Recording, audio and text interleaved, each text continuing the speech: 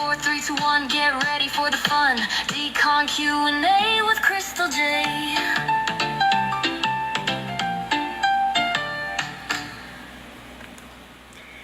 Hey you guys, welcome in, welcome in. As you arrive, do all the good things. You know what to do. Let's get those likes up. Let's share out the live. I have a gift goal of the goat today, and the goat is only 1 coin each. So if you have the coin, send up the goat. Good morning, Rebel Rabbi. How are you? I'm good. How are you doing? Oh, no, I can't hear you. Hang on. Maybe I have my volume turned down. I did have my volume turned down. Sorry about that. How are you doing this morning? I'm doing good. I have coffee. I got a little bit of a laugh before I came in here. So yeah, I'm ready to go. Oh, that's good.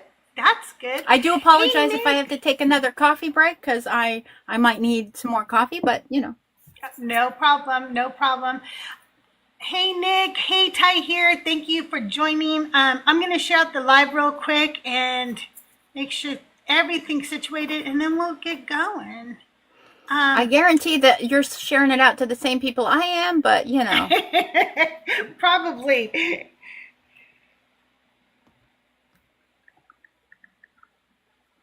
Dan's not gonna come in. Well, Dan might come in. Okay. Sent.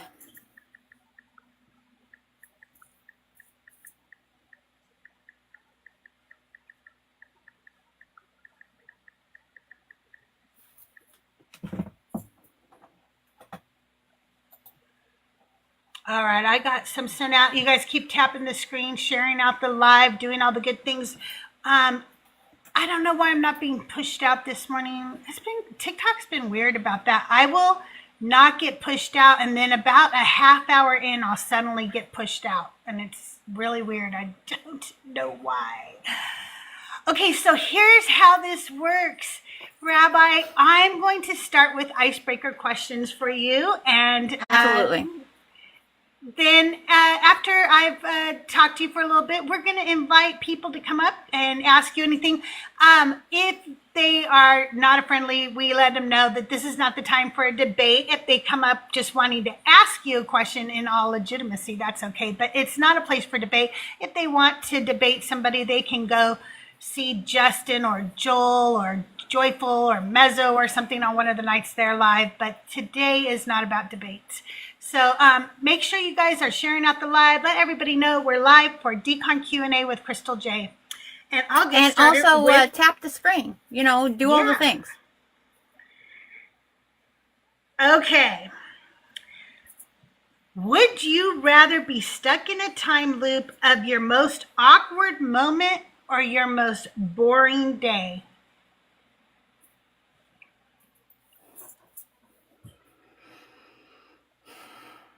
My most boring day. Really? I'm hella awkward. You know, I may look very put together, like when I come into spaces, but all you have to do is ask any one of my family members, and I am extremely awkward. So I can't even imagine what my most awkward day would look like, or my most awkward moments, and I'm a little afraid of that. I would much rather be bored. Well, I have ADHD, and being bored can be actually physically painful for me. So I can't do bored. I can do awkward though, because to me, I don't get embarrassed for the long term or anything. You know what I mean? Like sometimes people have something happen that's embarrassing, and they can just relive it over and over again in the middle of the night. That doesn't happen to me. That's exactly what happens to me. So like I'm 48 now. I still have moments in the middle of the night where I'm like, why'd I do that? Well, you were 6 years old. Can you give yourself some grace? Right. No, I cannot. Why did I do that? Yeah, I don't really, I mean, I'll relive it for a second and go, oh my gosh, that was horrible or whatever, but then I don't care. So I'm like, whatever, that's funny. If your inner child took over your social media for 24 hours, what would they post?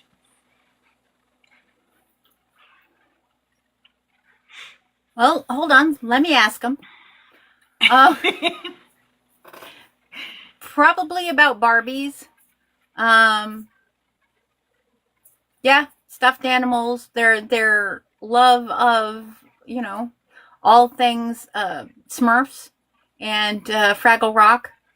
And yeah, it would just be a nonstop slew of like highly imaginative and mostly creative endeavors that they were indulging in. Yeah. My inner child is in charge of my social media and every aspect of my life. I let my inner child out all the time. So I don't know. I feel that I had to suppress being a child for so much as a child that I'm like, fuck it now. If I want to be goofy, I'm goofy. If I want to play with a toy, I'm playing with a toy. I literally hear that. have Legos right here next to me for a little bonsai plant that I'm supposed to put together. But No, I absolutely hear that. Yeah. Would you rather only speak in movie quotes or only communicate via interpretive dance? Well, since I already speak in mostly movie quotes, I'm going to have to choose that one. So much so, and I'll give you a little movie quote. I am a cinephile. I grew up, my parents and I, that was our love language. We'd rent new movies. We'd spend the weekend doing that. And I've come to steal movie quotes all the time. In fact, I never know at this point whether or not I have an original thought or it's just movie quotes. And I used to say this thing to my children when something weird would happen. I'd be like, you can't believe them. They think they invented aluminum foil.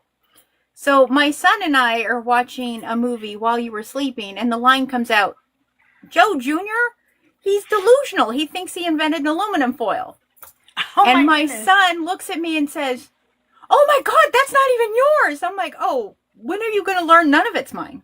Like, none of it's mine. I've had the best writers over the years that write all my lines for me. They have written a lot of really great stuff for me. Yeah, I would have to do movie quotes too, for sure. First of all, nobody wants to watch me dance. That's just not going to be pretty. Well, unfortunately, a lot of people used to want to watch me dance, and so I can't do that anymore. Yeah.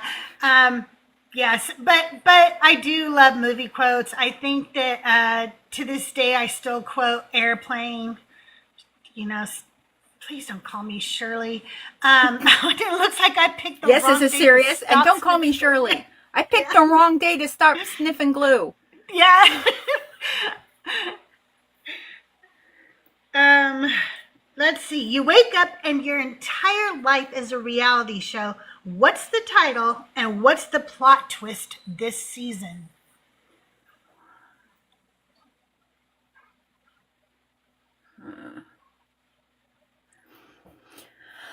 I'm going to go with something boring as the name because it's just going to be it's going to be boring. Probably Sanctified Chaos. Oh, I like that. And let's see, what would the plot twist be? The plot twist was they bring all my exes in and I have to elicit apologies from each one of them. Oh my gosh. That would be wild. I don't think I ever want to see any of my exes ever again. But I don't either, which is why it would be a good plot twist. Yeah, for sure. You guys, I have a flash goal, and I need 7 different people to send me 7 goat. They're all 1 coin each. And if we could do that, we will hit the flash goal. See, I would have named mine something with chaos too, like chaotic crystal or something like that, because I always feel like everything's chaotic. So now I have to come up with something different, though. Oh, maybe it would just be called Dark Crystal, because everybody likes my alter ego, Dark Crystal. I love that. The plot twist would be that, oh my goodness.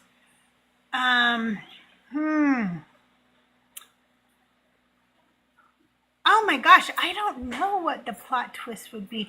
I think the plot twist would be, just because I'm trying to manifest it, even though I don't really believe in manifesting, but the plot twist would be that since Doug and I will be married 30 years this year, he takes me for a surprise trip to Greece. Yeah, that's Mazel.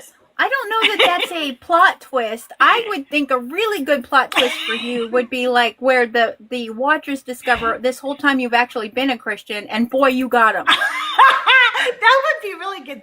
The deaconess is really who I am, and this is my fake personality. That would be a plot twist.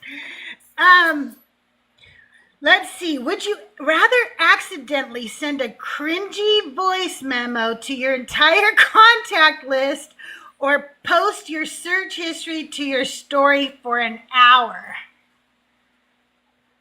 My search history or an awkward, when you say cringy, like, can I have a good definition of cringy? Oh, it has to be something that like would make you think about it in the future at 2 a.m. That kind of cringy. Oh, so like I'm not really embarrassed of either, but like, and either one is really gonna be boring. I mean, I'm funny, I could come up with something, but yeah, I'm happy to share my search history with anybody. Okay, me too. I would do the search history, because right now it's usually really, really boring. Like, Mine too. I don't know. It'll be all biblical for sure. Hey, Beardsley, how are you? Oh, Yeah, hey, mine you too. mine I would didn't be say hi to all biblical of or you. historical. So I think that I have like right now currently, if I were to pull up my search, let's do it. Let me pull it up right now. What do I have on here? Oh, books on Ashra, Patreon, Canva. Right now it's usually really, really boring. Like, oh, sorry. That was my iPad. Sorry about that. Hey, Nick. Hey, good morning. Okay, guys, we're not getting pushed into the FYP. I don't know what's happening this morning, so let's get those double tappies going. We should hit over 5K like ASAP, and also we're all only sitting at 77 share outs. Like, share to your friends, your Discord. Even if you already shared it out, share it again. Hit that copy link button. Let's do what we can to get these two pushed out on the FYP. I really want to see the numbers fly. We're sitting at 8 people. Again, that FYP is just being, this morning. So let's get this going, guys. Share out. Flood the Decon junction. I blame it on me. It's fine. I'll take the fall. I'll deal with Liz and Crystal and Betty later. Just let's. They're gonna blame me for favoritism. What is she? I honestly think the reason it's not going to the FYP, in the immortal words of Lewis Black, it knows I'm a Jew. That's all right. That's all right. If you guys keep doing the good things, it will push out. And also, I'm sorry, Nick. I was doing something while you said that, so I don't know if you mentioned the heart knees and stuff. Did you mention that? Not. Okay, you guys, if you can. This sounds like so simple or whatever, but it really does help. Just go up there and click and send me a heart me. And then if you can, go over to the exclusive gifts and send a couple of team bracelets or something else that costs 1 or 2 coin in the team categories, okay? And then go back up there and they'll say, claim your team points, and hit that and claim your points, because they want us to work like as a team. It shows engagement. When you do those things, they're like, okay, we're going to boost her up in the daily rankings, and that really helps push us out to the FYP as well. So if you can do that, I'd really appreciate it. Yeah, the popular vote is one of the team gifts, the team bracelets. Hey, Earth, so glad you could make it. Really good to see you. Okay, I'm sorry. So we kind of went off track there.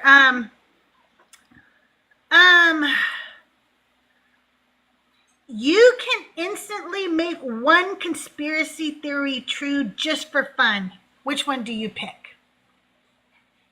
Aliens, because I love my wife.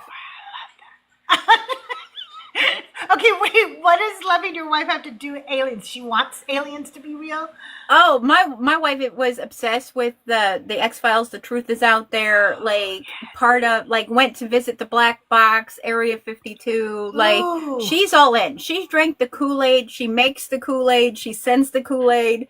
So if I could make anything very true, it would be in her honor and it would be aliens. That's cool. That's really cool. Hey, you guys, I have 8 more minutes. I will say this: if Gillian Anderson ever shows up at my house, I'm gonna have to put her down. Like I can't have that kind of competition. It's on. Like I want to see that. Like Elohim, she will catch these hands. I want to see that fight. I would pay. That would be a pay-per-view right there. Hey, you guys, I have just about 8 more minutes to get the goats, okay? So if you can, and you have 1 coin, just send 1 goat gift, okay? The GOAT gift, okay? Because I need 4 more, please. 4 more if you can. And I need them from different people. And there are 12 of you here, so if a couple more of you could send 1 goat gift, I'd really appreciate it. I would just I like aliens being true, but to me, that's not so much a conspiracy theory because I think they exist. I just think that they're light years away. So does my wife. We can't reach them. Yeah, that's what I think. I think they're real. I think that it would be really, I think the odds would be just astronomical to think that there's billions of planets and none of them, have life. I absolutely agree with you. I think for me, the byproduct of that is I also want them to be real as long as they let me watch them probe somebody like J.D. Vance. Yes, for sure. So I think that the conspiracy that I would bring back or make true is Tahoe Tessie.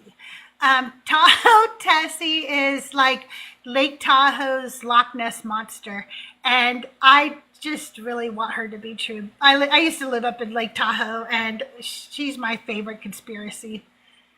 I think she's harmless. But it would be cool to think that there's something because Tahoe's a very deep lake, so they say that she lives so far down that, that's why nobody ever sees her. Okay, let's see. If your life had a director's commentary, what scene would be the most embarrassing to explain? Most embarrassing. So the problem is at my age, I have so many of them, that it would be very difficult, I think, to just pick out one.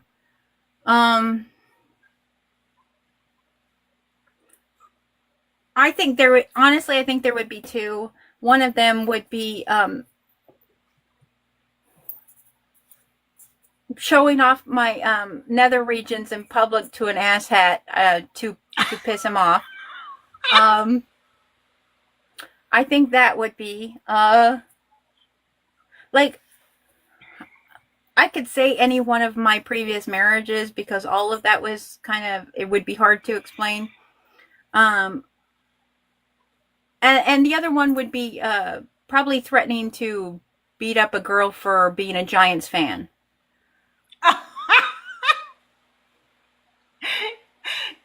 Oh no, those would both be. And it happened in the same place too. Come to think of it, both of these happened outside of a pub where my wife and I used to go. I was a little, in the bag, and the first one my team lost, the Dodgers, and I had on a shirt that said Los Doyers, and I was out at this point when I was smoking. I've quit since. I've been without cigarettes for a long time, but my wife and I were having a cigarette, and some young lady and her friends came by and started yelling, it's about the Gigantes. And I said, you know what we do to Giants fan in this town? That man is still in a coma. And started to walk after her. Oh my God. I did. I said that full chested. My wife grabbed me and was just like, you can't do that. They grabbed her. And I think they knew that I have a look apparently that I get on my face that went you have now, you're done. You there's no more. I have no more control, And yeah, the pre-rabbi days. You know, I know Crystal has heard me say I wasn't always a rabbi. And that's why. Yeah, well, I'm all bark, no bite, so it wasn't ever, like I would fight somebody, but I had two things that would be kind of hard for a narrator to explain. One would be my wedding night when my sisters and niece all slept in our honeymoon suite with us. So I think that would be a little. So it was a family difficult to affair explain. for you. It was a family affair. But we didn't make real serious plans. We got married at the Garden of Gods in Colorado, and then I don't remember the town's name, but there's a town not far from there where there's casinos and stuff. And so we were like, hey, we'll go get a hotel room up there. And so we booked our hotel room, and then my sisters were like, hey, we want to come up and party with you tonight, and we'll get our own hotel room, and and stuff. And we're like, yeah, sure, of course. So my sisters and one of my nieces and my husband and I, drove up there, and there were no rooms. There were no rooms. So there was only one place for everybody to sleep for the night, and that was in our room. And I think Doug really enjoyed telling all of his friends later that on his wedding night he slept with his wife, her sisters, and his niece. I think it was just fun for him to say for a really long time. I would have done the same. Like I would be like, listen, I don't know about you, but but then also there was a time where I got blackout drunk at Mike Love's house of the Beach Boys fame, and with John Stamos and the Beach Boys.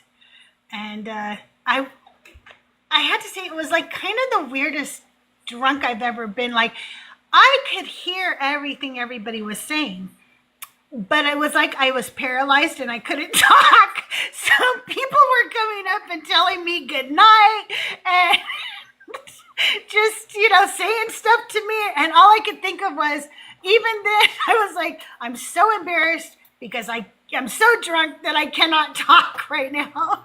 But that would be a hard one to explain too. But that was just me drinking too much when I was young. I've been there, unfortunately. One too many times. Again, I wasn't always a rabbi. And yeah. Yeah. I don't have that excuse, because I'm still not a rabbi. Just, well, and sometimes to be you fair, just grow up. To be fair, I am a grown-up, but I still live under the law of, I try my best, but there's a point where fuck around and find out comes into it, and I try. I reach that level, unfortunately. And I know that, Crystal, you've been in the room where I've done that.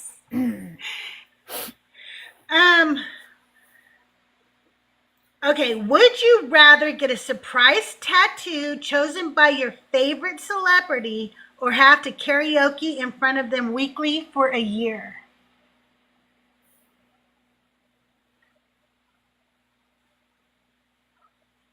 See, I'm down for both. Tattoo. I'm a tattoo also. I'm going to go with the tattoo. I don't really want to do karaoke. That doesn't sound fun. I've done karaoke, but like I have 17 tattoos, and plus, even if it was a bad design, I would still say it doesn't matter because it was designed by here. Although I'm not a huge celebrity person. I used to live in LA, so I was around and worked with a lot of them. The only one I ever got really ham tongue, like I couldn't speak. I was just like, my poor wife was like, honey, you got to do something, remove, is David Tennant. Oh, yeah. I would have been too. Doctor Who. I know. When you grow up in Southern California, I tell people this all the time, you know people in the business, and you start to realize it is just a business, and they're all just people in a business. It's just people. Yeah, they're just people. It's just people. And so I'm the same way. I don't really, I mean, I think it's cool and fun to meet a celebrity, but it's neither here nor there. I've even seen celebrities in public, and then I just choose to leave them alone because I'm like, they're just trying to live. They're just trying to live their life. Yeah. Yeah. I remember one time seeing, now I can't even think of his name. The guy from MASH who played the colonel that they always got one over on. Oh, yes. I know who you mean. I know who you mean. You know who I mean. Anyway, not I do. the old colonel, the younger colonel. Right. Anyway, yeah, he was out at Disneyland and he was with his twins and he was like just having the time of his life. And I was a huge fan of MASH. But I was like, dude's just trying to have a family day. I'm not going to go over there because if I do, then other people are going to too.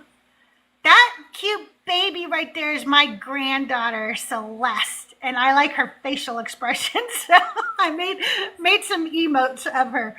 I need to update them with her cutie patootie face now. But yeah, so I don't know. Celebrities, yeah, I get that. Growing up out here. Yeah, I worked box office for a lot of film festivals back in the day, and one of my friends was always in the film industry doing things, and so I would get invited to after parties and things like that, and so I would be around like A-list celebrities, and it never bothered me. I was just like, okay, cool, nice to meet you, but it was literally David Tennant, and it was also at Disneyland, and for me, I was wearing my Gallifrey University shirt. I'm standing in line with my wife to get a coffee, and I hear a little boy say in an like English accent, "Oh, look, Dad, a Doctor Who shirt." And then I hear the voice right behind me. "Oh, really?" Oh my gosh. My wife is like, "Are you okay?" And I was like, "Could you look?" So my wife goes, "Yes, it's him. What do you want to do?" And I'm like, I don't know.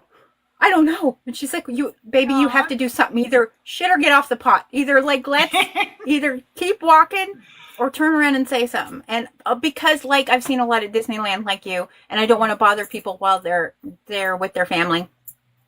I did turn around. He was wearing a Spider-Man shirt. I told him, I know you're with your family. Don't want to bother you. But I just want to say I have literally seen everything you've ever done.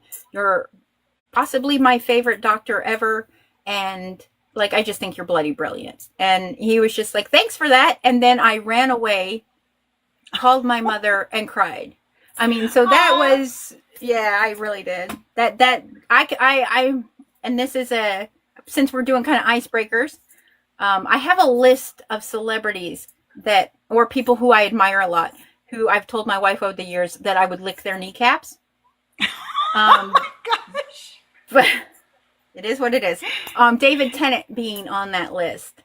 And Aaron Sorkin is on the list of kneecap licking just because I like his writing and West Wing and The American President. A few have come off of the list when I have found out awful things about them that I'm like, you don't deserve to be on the list. Yeah. And in that I had to replace them. And so I did replace Neil Gaiman with my best friend Howard. So now Howard understands that when we see each other face to face, he's got to wear shorts so I can lick his kneecaps. Oh my gosh. Oh, that's hilarious.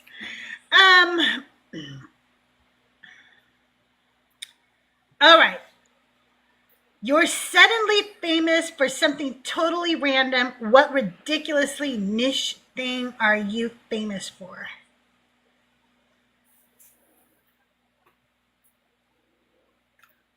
It would have to be a niche thing, huh? Okay. Mm-hmm. What incredibly niche thing would I be famous for? Probably dragging people's balls across hot pavement. That's just the first. I'm already famous for that. You're already famous for that.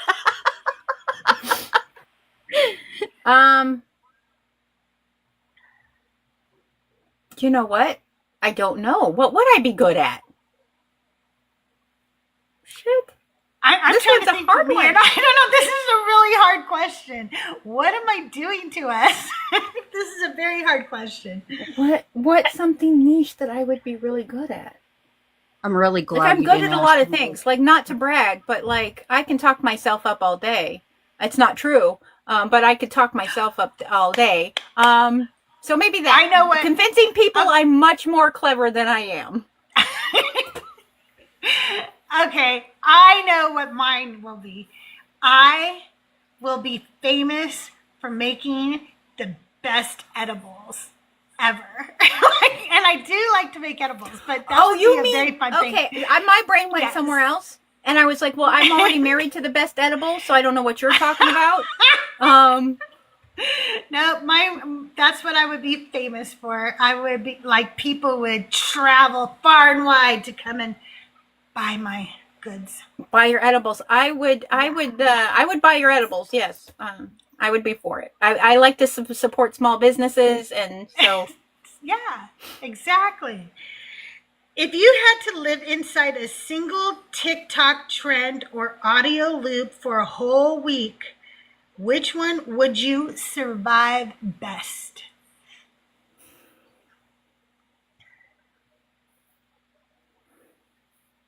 TikTok trend or audio loop.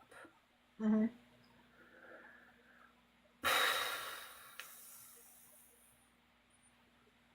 So 24 hours. Yep. For a whole week, actually. A whole week. Trend.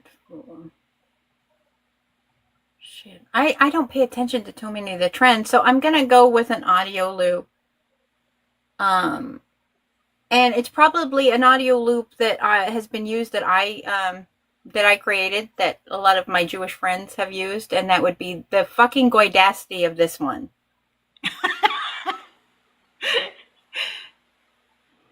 Beardsley said Joel's song, words don't mean anything. Okay, do you watch Matlock? The new one or the old one? The new one? Both, yes. Okay. So you know who Jason Ritter is then? I do. Okay, and have you seen his TikToks that he does with the Matlock theme song? No, I'm gonna have to look this up. Oh, you have to follow him. He is just so freaking adorable. Whether you knew who his dad was or not, he's just adorable. But he does pay tribute to his father a lot, and he married up. Like, he definitely married up. He did. He married up. She's amazing. But anyway, he does this trend where he does an interpretive dance to the Matlock theme song all the time, and actually, there's this one where he's doing the dance, and then he makes another video of what his wife heard from the other side of the door, and it's just like, you know, the sounds of you sliding around on the floor and him being out of breath and stuff. He's hilarious. But anyway, I would be stuck in that sound, because I would just dance around like him all week, and you know, I can see that. I'm afraid if I did that, I would break a hip. That would be my fear, is I would do that, and then my wife would be like, "You're disabled. Why did you do that?" And I would yell, "I broke my hip," and she would be like, "No shit, like, you did stupid stuff. You won stupid prizes." Yeah. Well, you guys, it is that time in the show where you guys get to come up and ask your questions. Also, I know that sometimes you guys are a little shy and haven't been up on a panel before, or don't feel like coming up. You can ask your questions in the chat, and we will read them out to Rabbi Hannah. And you can come up and ask her about you know, anything you want, just as long as you're respectful, and we will not be debating today. Also, over on YouTube, I know there's a couple people watching. If you have questions for Rabbi Hannah, then you can also ask, and I'll read those out to her. I'm looking down because the iPad is down fine. Here. And I'm open to any questions. I don't debate. That being said, if it is kind of a snarky question, I will choose to ignore your question and answer a question that I've chosen myself. Oh, I like Love that. it. That's very good. Nick, did you have some questions for the rabbi this morning? I do, and just in traditional Nick style, it's going to be a heavy-hitting question right out the gate, because I believe in balls to the wall. It's been something that's No been balls weighing for on me, me. thanks.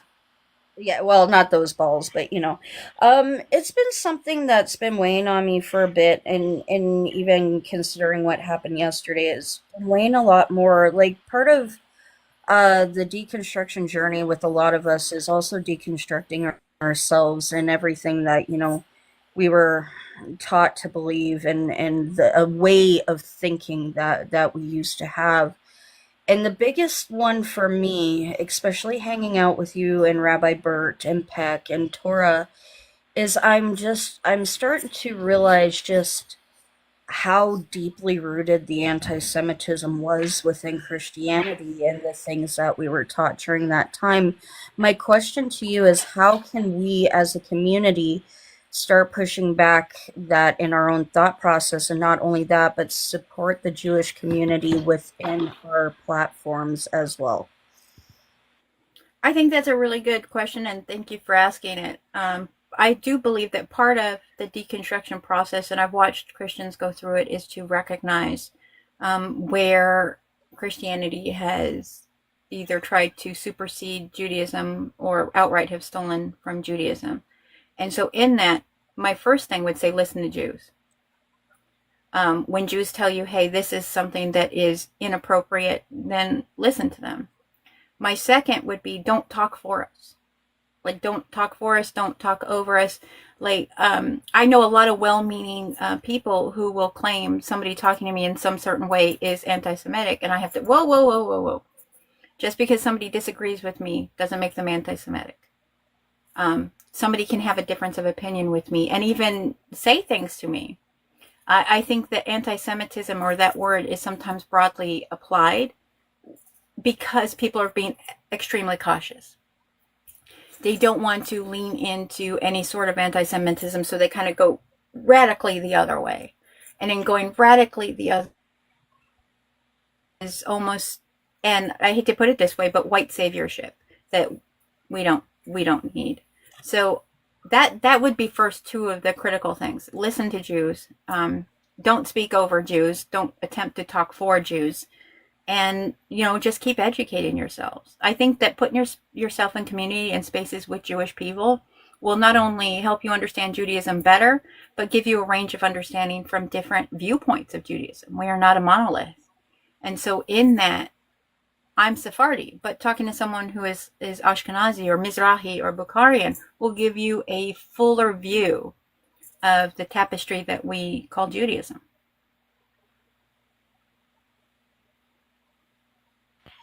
Awesome. Thank you so much, Rabbi. As always, like we try to support. I know I've been guilty of a couple things you said, and I'll be like more conscious of it going forward. But I just wanted to know how that we could support our Jewish community on this platform, especially in regards to that stuff. So thank you. Absolutely. And I see a mutual of mine, Switcheroo 613, has asked me a question. Rabbi Hannah, are you a theist? Yeah, I was am. just going to read that. I'm absolutely a theist. Yeah, I'm absolutely a theist.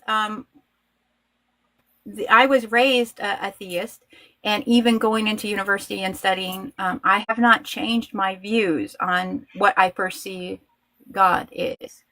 There are days, of course, that I'm agnostic, where I'm like, And while I kind of make a cheeky joke out of saying on those days I'm comfortable in the mystery, and on the days I'm absolutely sure there's a God, I want to beat his ass in my backyard, there is truth to that, in that I conceive of a God that I don't have to defend, I'm not afraid of, and I'm willing to fight with, to understand better contextually, not just the words in these books, but my place in the world and what I've been called to do.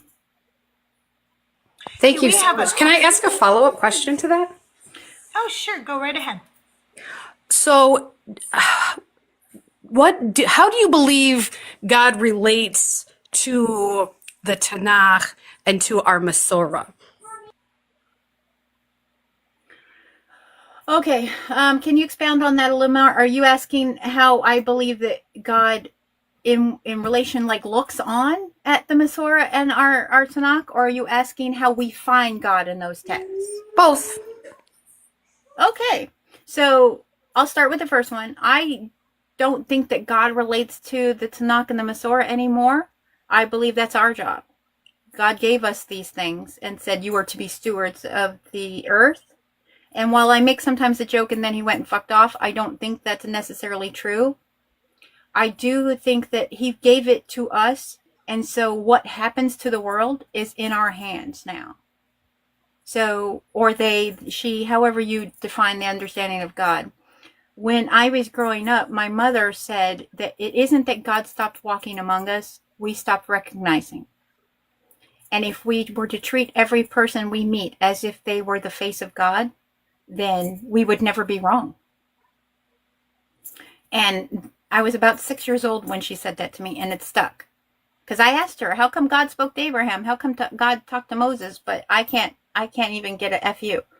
And that was what she said. It's not that they aren't here. It's that we don't see. We have become so jaded, and we have become people who are so angry at the world and angry at God when really it's us who messed up the world.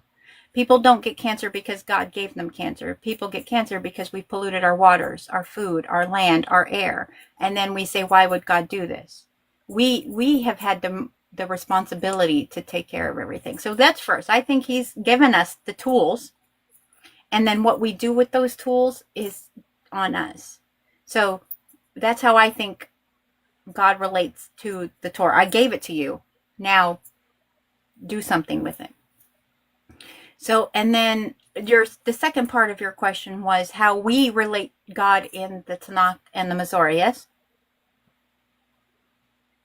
Yes. Like, is there sort of a revelation of God there? I think not really. I mean, as we know in Judaism, someone could be an atheist and still be considered a great Jew. They follow the mitzvot, the utterances, and these are things because we are built on praxis and we are built on work rather than faith. So in that, I think that when we are in the Masorah, when we are in the Tanakh, what we are doing is finding ourselves in relation to perceived deity, that we are finding what is our voice within this text. Where do we find our voice? Where do we find our meaning? Where do we find our calling? What are we meant to do in relation to this idea of tikkun olam?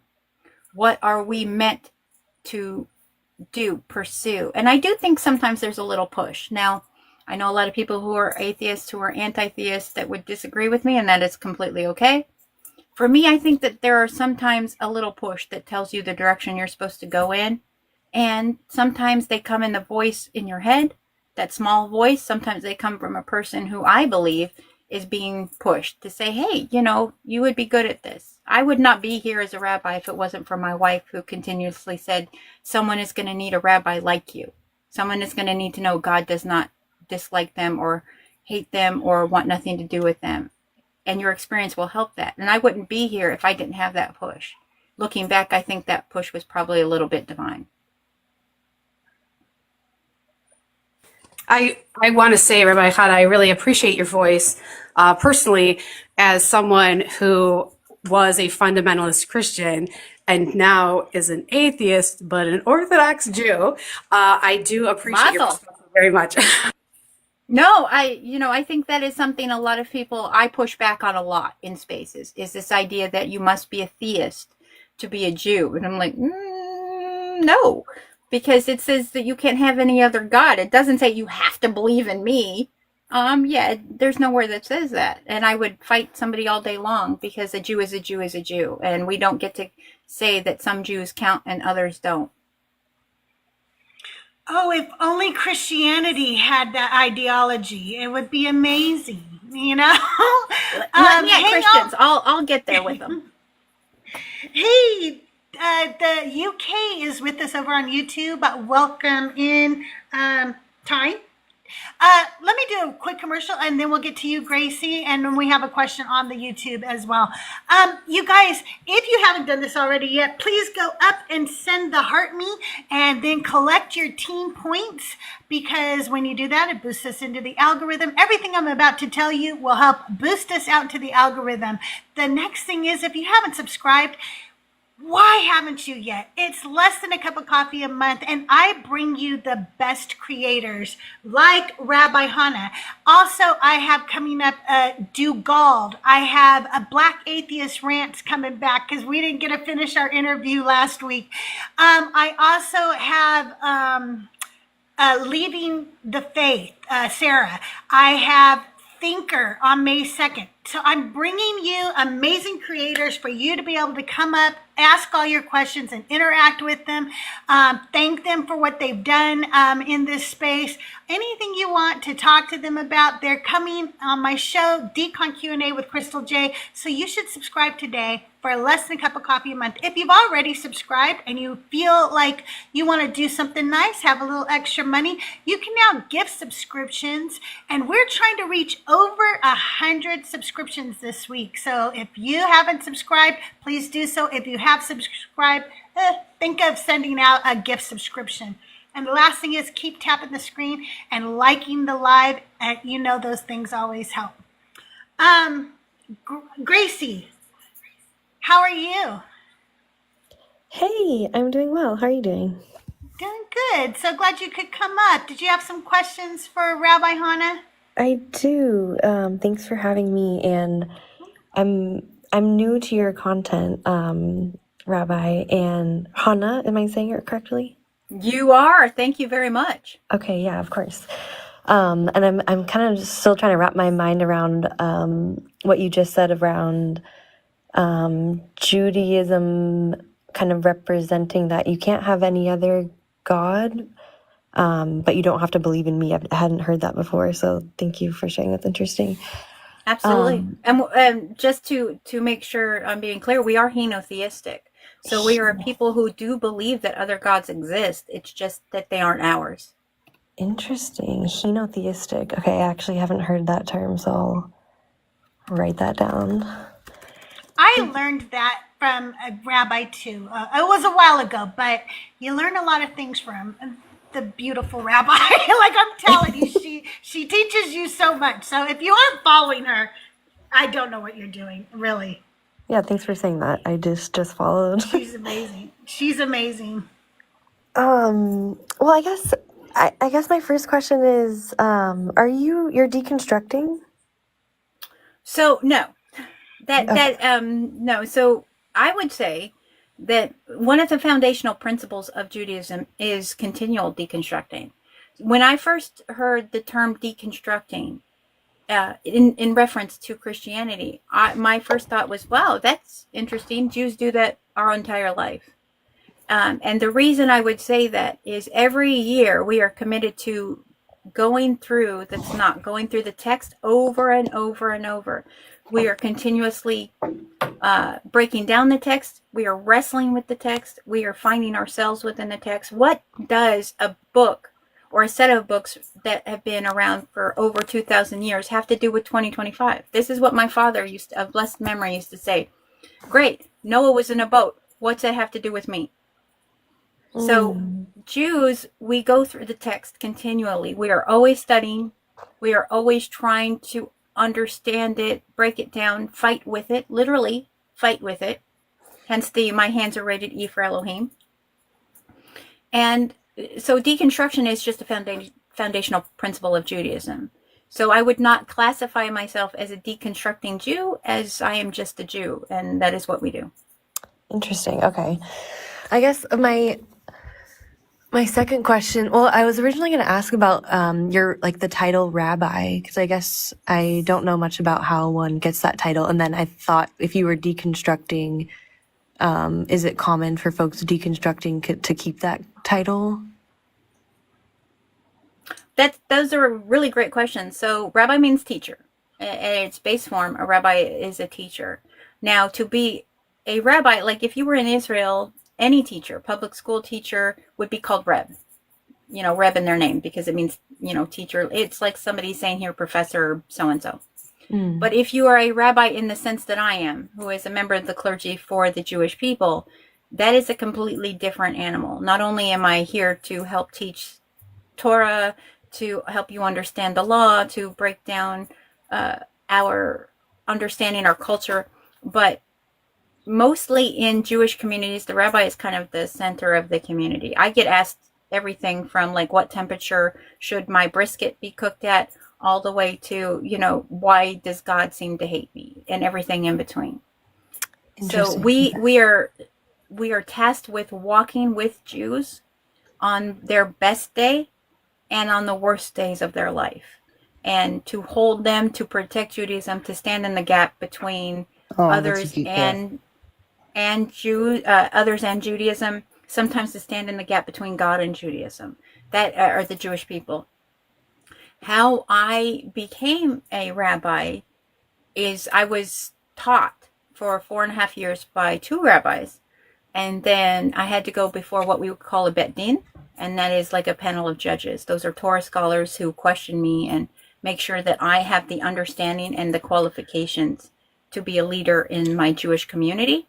And so in that, I was then bestowed what we would call the lineage of Moses, put hands on and proclaimed in my community that I now carry the title rabbi. That'll be 9 years at the end of July. Cool. Thanks for sharing. As I'll be. Oh, I'm sorry. Go ahead, Gracie. I just have one more question, if that's okay, but totally finish what you were going to say. Oh, no, go ahead. Okay, yeah. Thanks, Rabbi, for answering that.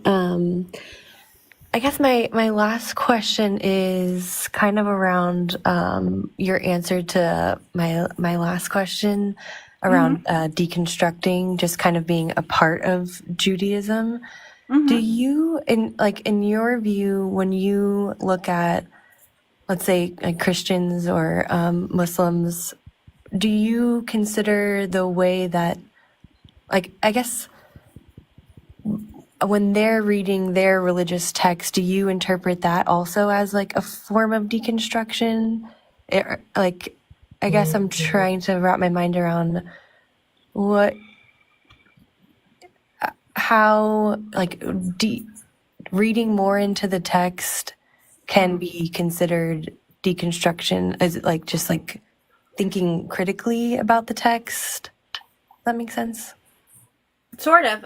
So when I say like Judaism is a foundation, the deconstruction in Judaism is a foundational principle. Okay, I'll try to give you an example. It's my favorite one. So my favorite parsha, or what we would call section of the Torah, because it's broken up into weekly sections that we study week to week until the new year, and then we start over, is Parsha Noach, or what you would call the story of Noah. So we understand ostensibly that there was never a worldwide flood, but that's not the point of the story of Noah. So the story of Noah deeply is rooted in the idea of how do we stay together as a community when everything has fallen down around us? How do we build back when we have been devastated? How do we hold up our communities and save them? How are we saving our known world? Our known world could be the family, your community, your neighbors. And then how do we do that in a way that is most beneficial to everyone we're trying to help? So and also, how do we work through PTSD? If you notice, before Noah gets on the boat, he's not an alcoholic. He comes off the boat, the first thing he does is plant a vineyard, and he drinks himself to, extremes. And why is that? Well, he just went through a traumatic event. You see, in his known world, everyone's gone except the people on the boat and the animals that came with him. So what does he do to numb that, to deal with that? He becomes a drunkard, and yet still was considered righteous before God because he's dealing with trauma the only way he knows how. So how do we deal with trauma that we've gone through? How do we build back from destruction, no matter what it is, whether it's destruction of self, property, spirit, emotions, community? How do we lift ourselves back up and do so while being tender with ourselves, while not harming ourselves in the process? Okay, yeah. So that is what I mean. It's like, I'm not a literalist, so I have no belief that anything in the text happened historically. That does not mean the text is not without meaning. Amazing. Okay, that totally answered my question. Thank you so much. It's my pleasure. Appreciate your time, and thanks, Crystal. Thank you, Gracie. Xylotal, I'll be right with you. I've got a couple of questions over on YouTube. Okay, Theo Bro over on YouTube said, how is Christianity anti-Jewish? Well, that is a really good question. And I would say not all Christianity is anti-Jewish. I think that would be painting all of Christianity with a broad brush that is not necessarily fair. So I do believe that if you have a religious belief that says you are now better than the people that the book comes from, because let's be real, the Old Testament, what is considered in Christianity the Old Testament, is the Hebrew Scripture, and it was written by ancient Canaanites, by ancient Israelites, and my ancestors.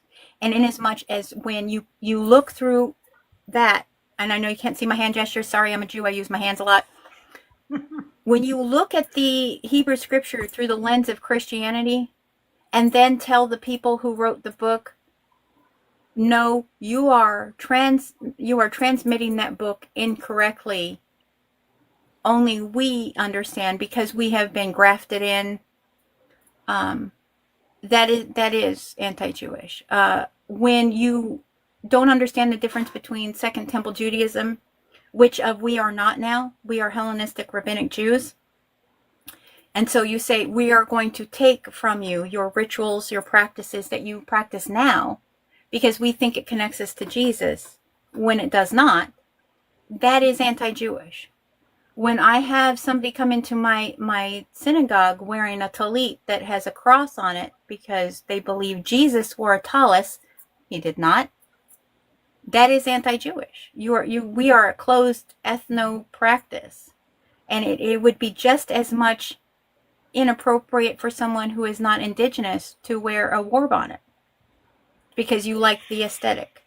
So I don't think all of Christianity is, but I do believe there is a large chunk of Christianity that wants Jewish aesthetic because they believe it connects them to Jesus, without understanding that you don't want the oppression. You want the look, you want our culture, but you don't want anything else. And a good friend of mine would say it in his terms, he's a Black community member, you want our rhythm, but you don't want anything to do with our blues. Oh, yeah. Yeah. Big Guy had a follow-up question when you were talking about Noah. He said, so you do or don't believe about Noah? Do I believe Noah existed in historicity? No. But that's because I understand the historical context of those texts, given that before I became a rabbi, I went to university for theology. So, but do I think that the story of Noah has a great deal of meaning? Yes. Inherently, the entirety of the book, from the books, let me say, from Bereshit, or what Christians would call Genesis, all the way to Revelation, it has no authority. It has unless you give it to it. So it would be the same as me holding up a book of Lord of the Rings, the Twin Towers, and saying, this is my Bible. Well, it is because I made it my Bible. I made it holy. I made it sacred. I made it authoritative. Otherwise, somebody else might hold it up and say, it's just fiction. And both are right. Okay, we have another question over on YouTube, and then we'll get to Xylotal. Can you, this comes from Dennis Noble. Can you ask Rabbi, what is the difference between the Jewish idea of Satan/Lucifer and the Christian idea? I absolutely can, and thank you for the wonderful question. First of all, I would like to say academically, Satan/Lucifer is not a biblical idea. The Christian concept of a being that is created to do all evil, to push someone to do evil, to tempt them into evil, that is a post-biblical invention to the text that really came about in the 3rd to 4th century.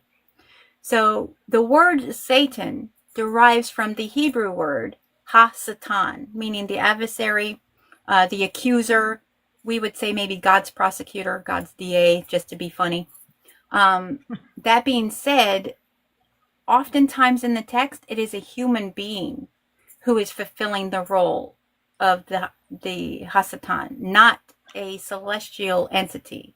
Even in the New Testament, Peter would be considered the ha-satan. You have a moment where Jesus says, "Get behind me, Satan. Get behind me, Satan. Get behind me, adversary. You are now standing against what my goal is." So in that, more often than not, it is a human being. Now, of course, you could point to the story of Job and say, but obviously that was a member of the divine council. And yes, and that member of the divine council acts under the authority of the divine. The divine says, "Hey, go do this in my name." Not on their own. There's no fallen angel. You would have to have free will to fall. And as this idea of fallen angels, they have no free will, then you can't have a choice to fall, as you don't have any free will. So in Judaism, conversely, we don't have a concept of a devil, Satan, Lucifer. And in the text, the person that is portrayed as Lucifer, the morning star, the streak of light falling, is a king. It is a human being that then gets wrapped up into this narrative about an all evil entity that's going to drag you to hell if you don't accept Jesus.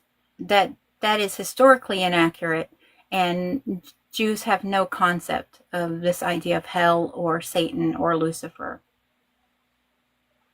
Thank you so much for answering that. Xylitol, can I get your age for TikTok purposes? 24.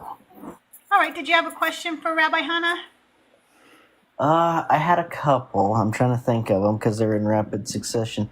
So, does the Torah make aware what stories are supposed? Oh, you might have got a call or something. Repeat your question. Sorry about that. My question was does the Torah say what stories are metaphorical and what stories are literal? No, but none of them are literal. So if we look at the context of the way the books are put together, they are talking about events that are occurring around them in a way that would make the culture understand it. So you have to understand that we're talking about an early culture that doesn't have science the way we do. So if you see something falling out of the sky, rather than it being a meteor, it has to be something from this deity, something divine. If you suddenly have rain that you can't stop, it must be that you have angered the rain god, the god of the sea. If you have a dry spell, it must be that you have angered, the god of the harvest, and so you must atone for that. The text is not trying to tell its readership that these things happened, as much as they're trying to offer a narrative of the events that they are experiencing, that are taking place, and trying to understand the world from their lens. And in that, they take a lot of imaginative license. They're telling a story, and in that, they're narrating a story in a way that more people are going to want to read it. The readership is going to want to be attached to it. Even the stuff with King David, which we know King David was a historical figure. Yeah, I mean, King David likely was a king, but more likely a small tribal warlord, and not the way that he is depicted. The same way as, legend and myth. King Arthur, Robin Hood, all of these people could have been historical people, but their stories, their legends, their myths are blown up over time.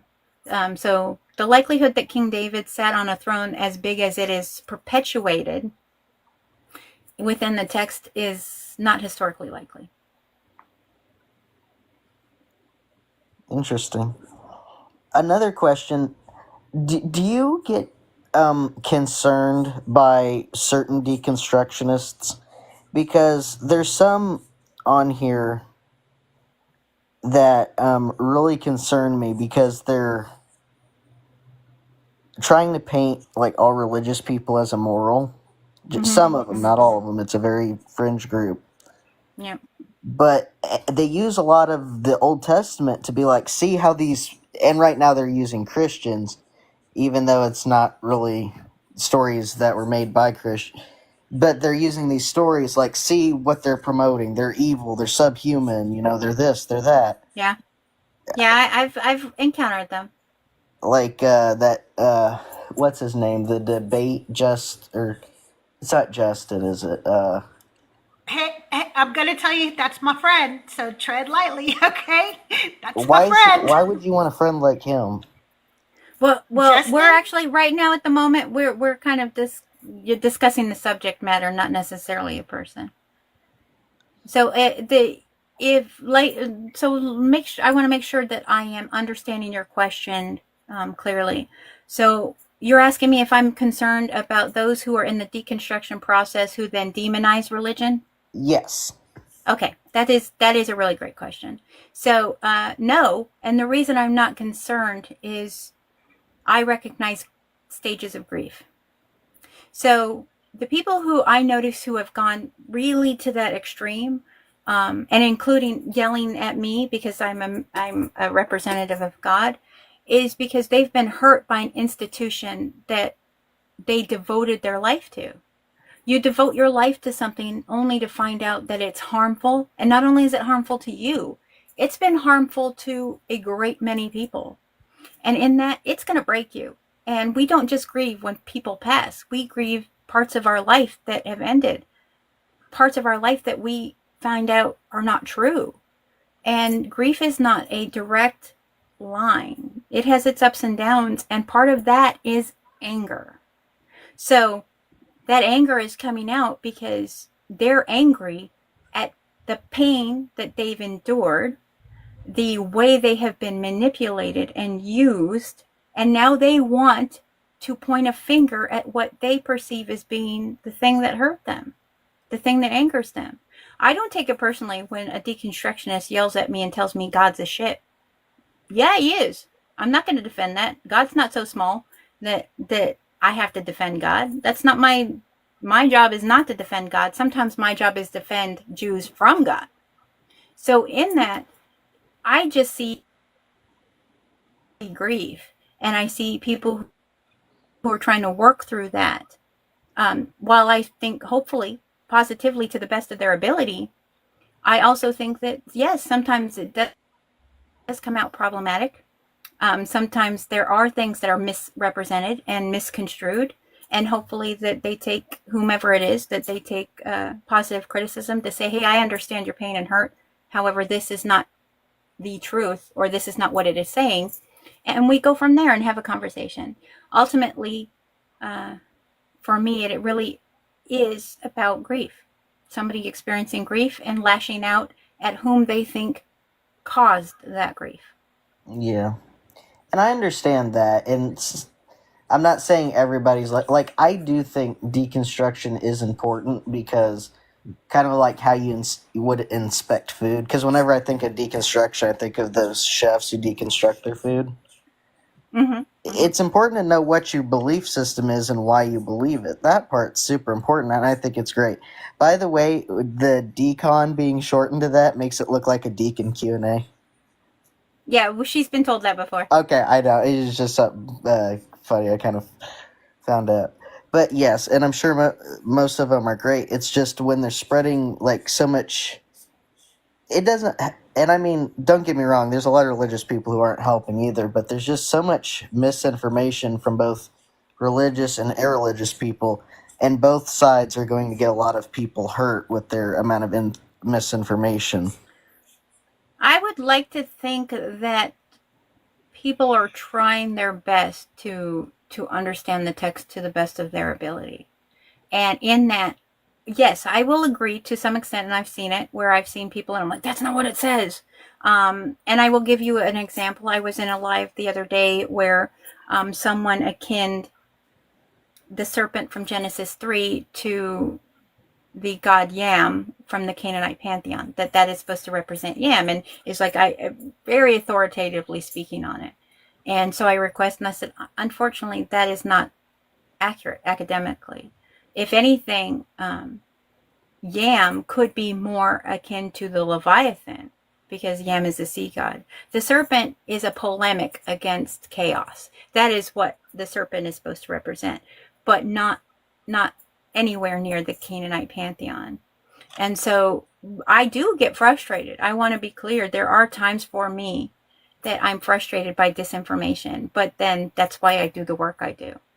It's because my want and desire is to alleviate as much disinformation, misinformation in public spaces regarding religious texts and just religion in general. So I run into it, and then I try to gently course correct and say, no. And then, of course, if you've been in spaces with me, I know Crystal has, I always come with sources. So I will say, here's some papers that you can read about what I'm speaking on. Because don't trust me. You don't have to trust me. So here are some papers written by my colleagues that you can read. Do you want Christian colleagues? Do you want Jewish colleagues? Do you want atheist colleagues? Here are some papers that can be cited. Here are some books that you could read on the subject. And then I often, like when I said, hey, I actually teach a series on the Canaanite pantheon. You're welcome to come and learn from me about it while I break that down academically. Yeah. Okay, that's good, because help misinformation when I see it. Yeah. The downside of that, I don't know. I think we froze. Yeah, we did. I'm not frozen.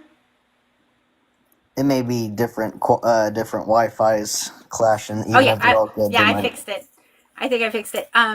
So to finish up, the downside for that for me is that, for better or worse, sometimes I get people who will reach out to me, sometimes assertively, and I'm trying to be gentle with my language, to use me as the stick instead of the carrot. You know, I will come into spaces and somebody will say, hey, could we have your help? Sure. I'm happy to help when I can, and I'll come into a space and I will hear the words, now you're going to get it. The rabbi's here. No. So that is not my job. I have been, and I've set these boundaries. I have had people who have messaged me and just said, you're being summoned. Yeah, I'm not being summoned. I'm being asked a favor, so that's not being summoned. I'm happy to help if I'm asked respectfully, but I'm not the stick. And anyone here who knows me, I am not the stick. I can be the stick, but generally it is not something that I enjoy doing. I'm happy to try and redirect, correct misinformation, but doing the rabbi's here, to me, that's just not needed. Yeah. Yeah, it's just... Well, Xylitol, thank you. Oh, did you have something else? No, that's pretty much it. Thank you for having me. I just want to encourage everybody to have civil discourse like this, and thank you so much for having me. You seem like a very nice person. Thank you so much for coming up. Really appreciate you being here. Solo, I'll be with you in just 1 second. I'm going to ask a couple more questions. Okay. And I'm not speaking on you, Damon. Like, you're fine. Like, I know what you're saying when you say it. It's been people who don't actually are in community with me on a regular basis, and don't have conversations with me outside you're being summoned. You're being summoned. Like I'm a genie. Okay, Solo, I'll be right with you. I'm going to ask a couple of questions from the YouTube chat really quick, just to give them just the same amount of time. Rabbi, this is from Time. Rabbi, what is your take on Muhammad, the Islamic prophet? In what context? So that is a very broad, wide open question. What is my take on it? I would need a little more context. Okay, if you have more, if you're still in the chat and you want to give a better idea of exactly what your question is, go ahead and put it in the chat and I'll read it when I get a chance again. But we'll move on to Theo Bro. Says, I want to hear the rabbi's thoughts on Isaiah 53. Happy to. So this is a question I get asked a lot, which is, does Isaiah 53 talk about or prophesize Jesus? Now, it is really important for me to outright say I am never here to take someone's faith. Faith is very personal. You want to ask me what the text says, I can do that, but I'm not trying to convert anybody. Please don't become a Jew. I'm not here to make someone an atheist. I am just merely here when somebody says, what are your thoughts on, or what is your interpretation of what it means? So to break down Isaiah 53, we have to actually start with the book of Isaiah. Sorry, I'm a rabbi, occupational hazard. The book of Isaiah is split up into 3 sections. We have Proto-Isaiah, being the first part of Isaiah, Deutero-Isaiah, and Trito-Isaiah. The part of Isaiah that 53 falls into is Deutero-Isaiah. And this is a part of the text that is speaking on the Babylonian exile. That is what we know that by the events they're speaking of, the surroundings that they call into their narrative. So when somebody asks me about Isaiah 53, it's generally because they want to ask me, does it point to Jesus? Is the suffering servant Jesus? It is not. The suffering servant here being referenced is the nation of Israel. They are longing for a time when they will no longer be in exile. And that is what 53 is talking about. Now, I know that there is a section of Isaiah that speaks about a virgin, or is seen through the Christian lens as speaking on a virgin who is going to give birth. But the word there, Alma, does not mean virgin, it means young woman.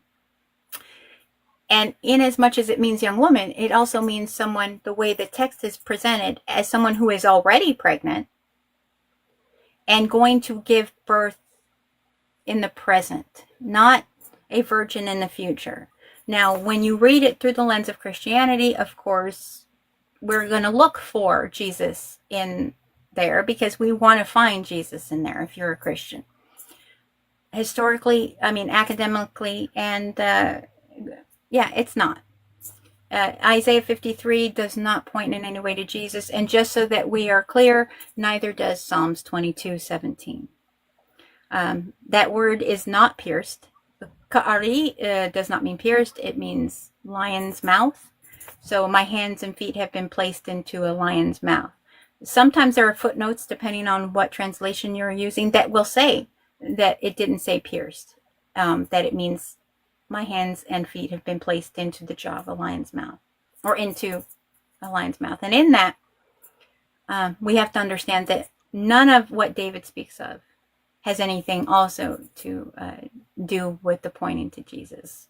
None of the Hebrew scripture has Jesus in it, has ever been Jesus coded. That is a negotiation that someone has to make with the text to make it happen for them. Well, thank you for that. He's going to clarify a little bit more, I think, over on YouTube. Solo, how are you today? Long time no see, my friend. I'm here to be the stick. Okay, you be the stick.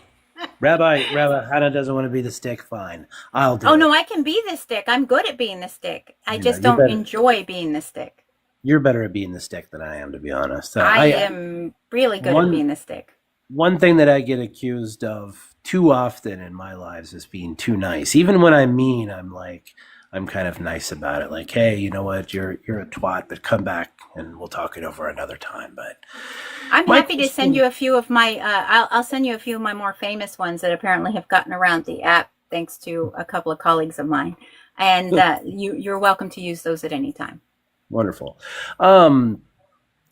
My question has to do with the text doesn't have any inherent meaning. And we have to or it doesn't have any inherent authority either. Mm-hmm. I understand that in regards of authority, because I myself being an atheist, I'm like, okay, I don't believe that any of this is real, so therefore there's no authority in there. But what is it that we mean when we say that? Because clearly I think that words do have meaning, right? And so, if my wife were to send me a message saying, hey, pick up a gallon of milk on the way home from work, Mm-hmm. I feel as if though that does have like a meaning to it, right? So it's like, what do you mean that we give, like, do I give that particular text message meaning? Like, I don't Yes. understand. Okay, so could you So I explain mean, that? at the outset, I didn't say anything about whether or not it has meaning. I said it has no authority until we give it authority. It's a book, and the authority that it's given to kind of give you laws over your life is only because you let it. So right here, and I'll use this as my demonstration. I have a book about the laws of kashrut because I'm about to teach a kashrut class, kosher. To Crystal, this is just a book because kashrut means nothing to her. It has no inherent meaning to her. What? You eat kosher? Good for you. So these laws that are held within here are nothing to her. They have no inherent meaning because she has not ascribed any meaning to them. They have no inherent authority because she does not recognize the authority that would be kashrut. So it's just a book. Could be a paperweight, door stopper, whatever. It's just a book. To me, I give these weight because they have meaning to me. They have a connection for me to my people, to my ancestry, to my belief system. And so in that, they have inherent meaning. And when we say, like you mentioned, you text your wife and she says, or your wife texts you and says, go pick up milk. That has meaning to you because you've negotiated what that means with your wife. That's the way language works. The only way that language has meaning is the meaning we ascribe to it. Mm-hmm. So if we don't ascribe meaning to words, they are literally just sounds. Mm-hmm. So then I kind of wonder, like, in order to have a debate with someone, and a friendly debate, you almost have to have like an agreement on what the meaning is. Otherwise, it seems like you're just going to be chasing each other's coattails, I mean, that is possible. You could. I tend to do a thing where I ask people questions to establish the baseline of where they're coming from, so that I have an understanding of whom I'm speaking with, what the lens they are looking through when they're looking at text, when they're looking at history. So I understand where I can start my approach in having a conversation with somebody. So I'll ask them specific questions so that I understand, like, the doctrine by which they read the text. So I'll say, hey, do you happen to have a denomination if they're a Christian? They say, oh, yes, I'm Roman Catholic, I'm Pentecostal, I'm Protestant, I'm Lutheran. Okay, so now I know what your doctrinal foundation by which you negotiate the text with. I now know how you see the text, how you interpret the text. And so now, knowing that, I can talk to you and say, so my understanding of your doctrinal foundation or doctrine foundation is this. And so when we break down where this came from, then we can talk about how it got to where you see it. Okay, yeah, I think that helps. So I appreciate that. It's my pleasure. Nick, did you find the answer to your question? Nick came over here from my live.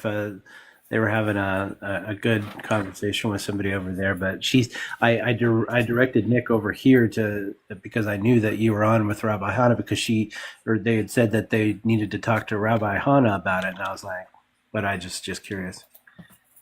Nick, are you there? So you haven't answered I'm here. I'm listening in, but I'm also helping my mom rearrange the living room at the same time. But I am here. Yep. Did you get the answer?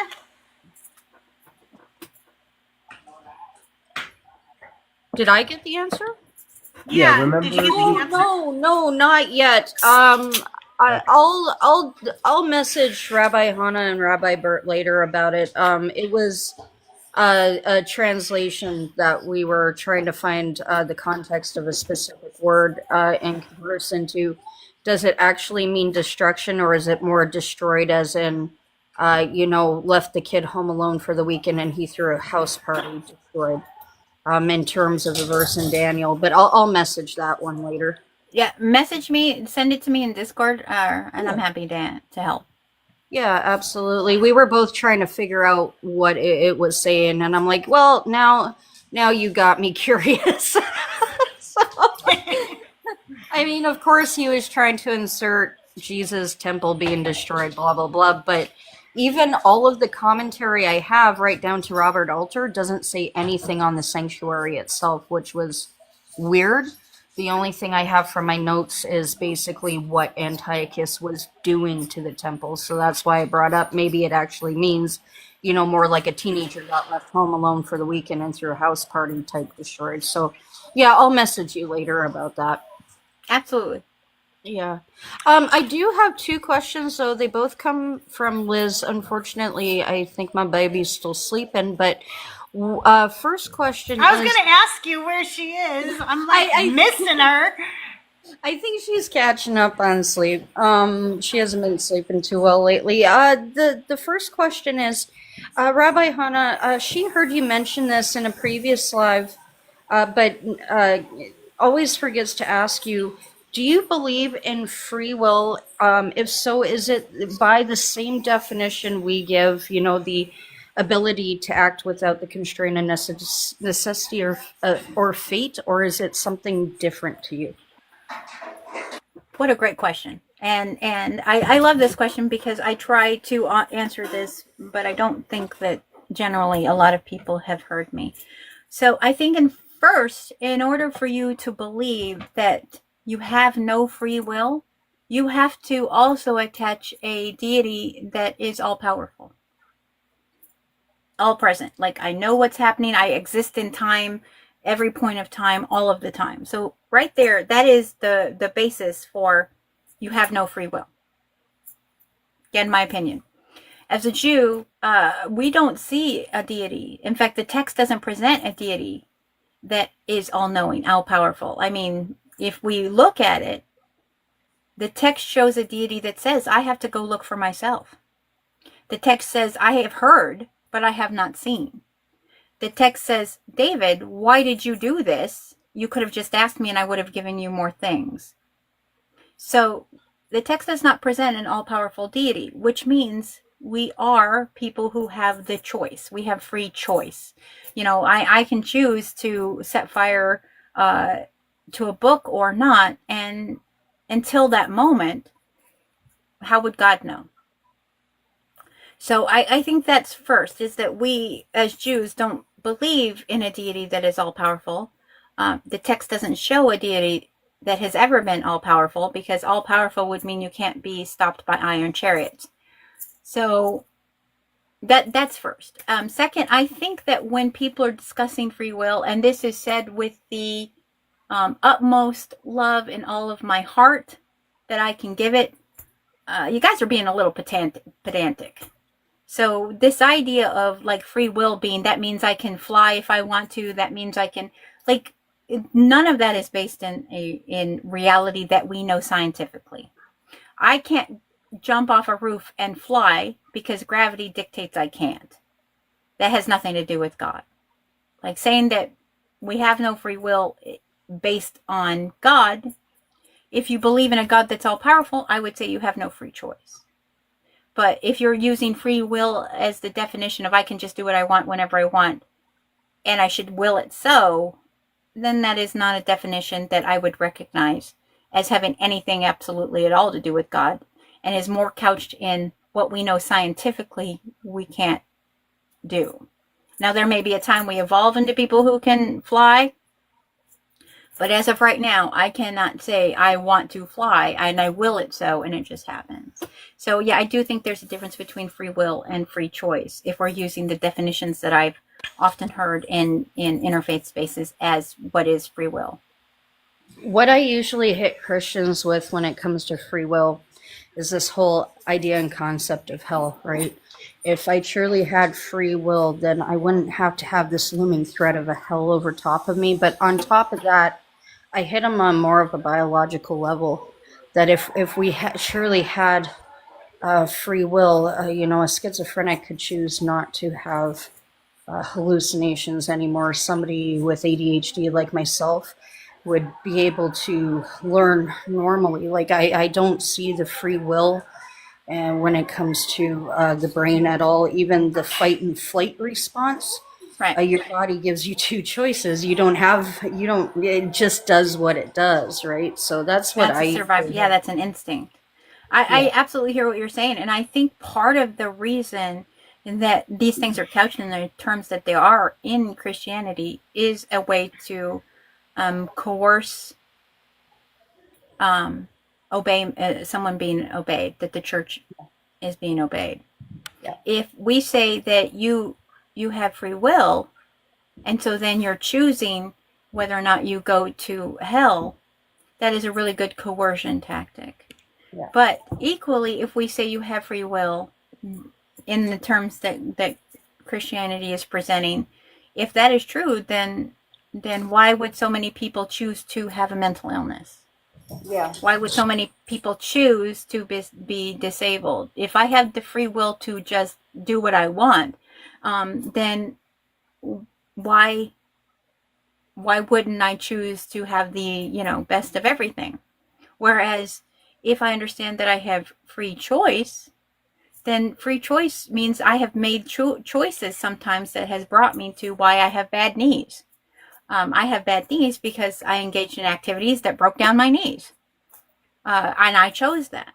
So I think sometimes this idea of free will, like God knows everything but gave you free will. No. But the text does say God gave you free choice. The text says, I give before you the choice between life and death, and I tell you to choose life. So for me, that is hey, this is what, you choose. But I think free will is used as a way to bludgeon people into subservience and being true to the word that they are espousing. I think it's also a lack of accountability as well. I'm in some ways, yeah. You could say the devil made me do it. Yeah. Like the whole, which is funny because that goes against free will if the devil's making you do it. But I mean more so holding your fellow man to their personal responsibility. Rather, you would say, well, they have the free will. I see it used as an excuse far too often. There's a question for me in chat from Skeptical Skeptic. Do you think there is moral responsibility if everything is predetermined? Well, first of all, I think that most of the time people are discussing two different types of free will. There's free will that comes with beliefs that in a God. And then there is the philosophical free will, and you can believe or not believe in it if you're an atheist. Some people are determinists, some people are compatibilists, and so forth. But I personally don't believe in a God, but the Christian God in the Christian part of the Bible clearly speaks of being predetermined. It says it over and over again that he makes some of us for destruction. So we have no choice in what we do. We're not going to ever be grafted in, if you will. As an agnostic atheist, I'm a compatibilist. I believe that obviously I don't have free will in everything. I didn't get to choose where I was born. I didn't get to choose whether I would be indoctrinated into a religion or not. I don't get to choose whether I have ADHD or arthritis or any of those things. And if I had free will, I would have those things. But so I believe that there is moral responsibility. Even if part of our life is predetermined for us, not all of it is, and we have moral responsibility because of that. Rabbi, the person came back with the Prophet Muhammad, and basically what he's asking is, why do Jewish people reject him as the prophet? Oh, well, first and foremost, the Quran was written 600 years after the books of the New Testament. So there's that. And because Muhammad has no meaning to us, but he does to Muslims. Now, I will say that Muslims trace their lineage back to Ishmael, where Jews would say our lineage comes from Isaac. In that way, I would say Muslims and Jews are cousins. And so I know the Quran has a great many of stories that are also presented within the Tanakh.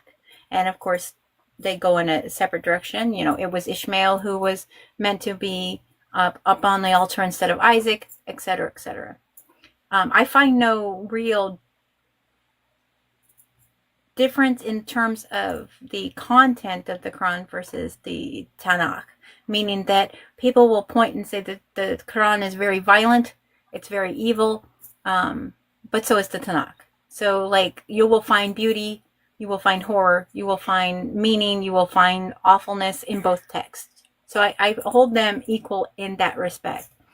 But for me, as Jews, Muhammad just does not play a part in Judaism, as we were already a line long before Muhammad was revealed to the Islamic people, and the construction and canonization of the Quran existed.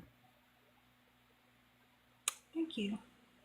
Thank you for that. Nick, did you have other questions? And also, if you're in chat and you have a question, you can come on up. The guest box is open. If you are a little shy and don't feel like jumping on up here, or maybe you don't have the best mic or something, you can ask the questions in chat. We're reading them out to the rabbi as we go along here. Also, please don't forget to do all the good things. Keep tapping that screen, liking the live, sharing it out, gifting. I have a gift goal of 666 goat. What? Oh, I think you're unmuted and you don't know it. Oh, crap. Sorry. That's okay.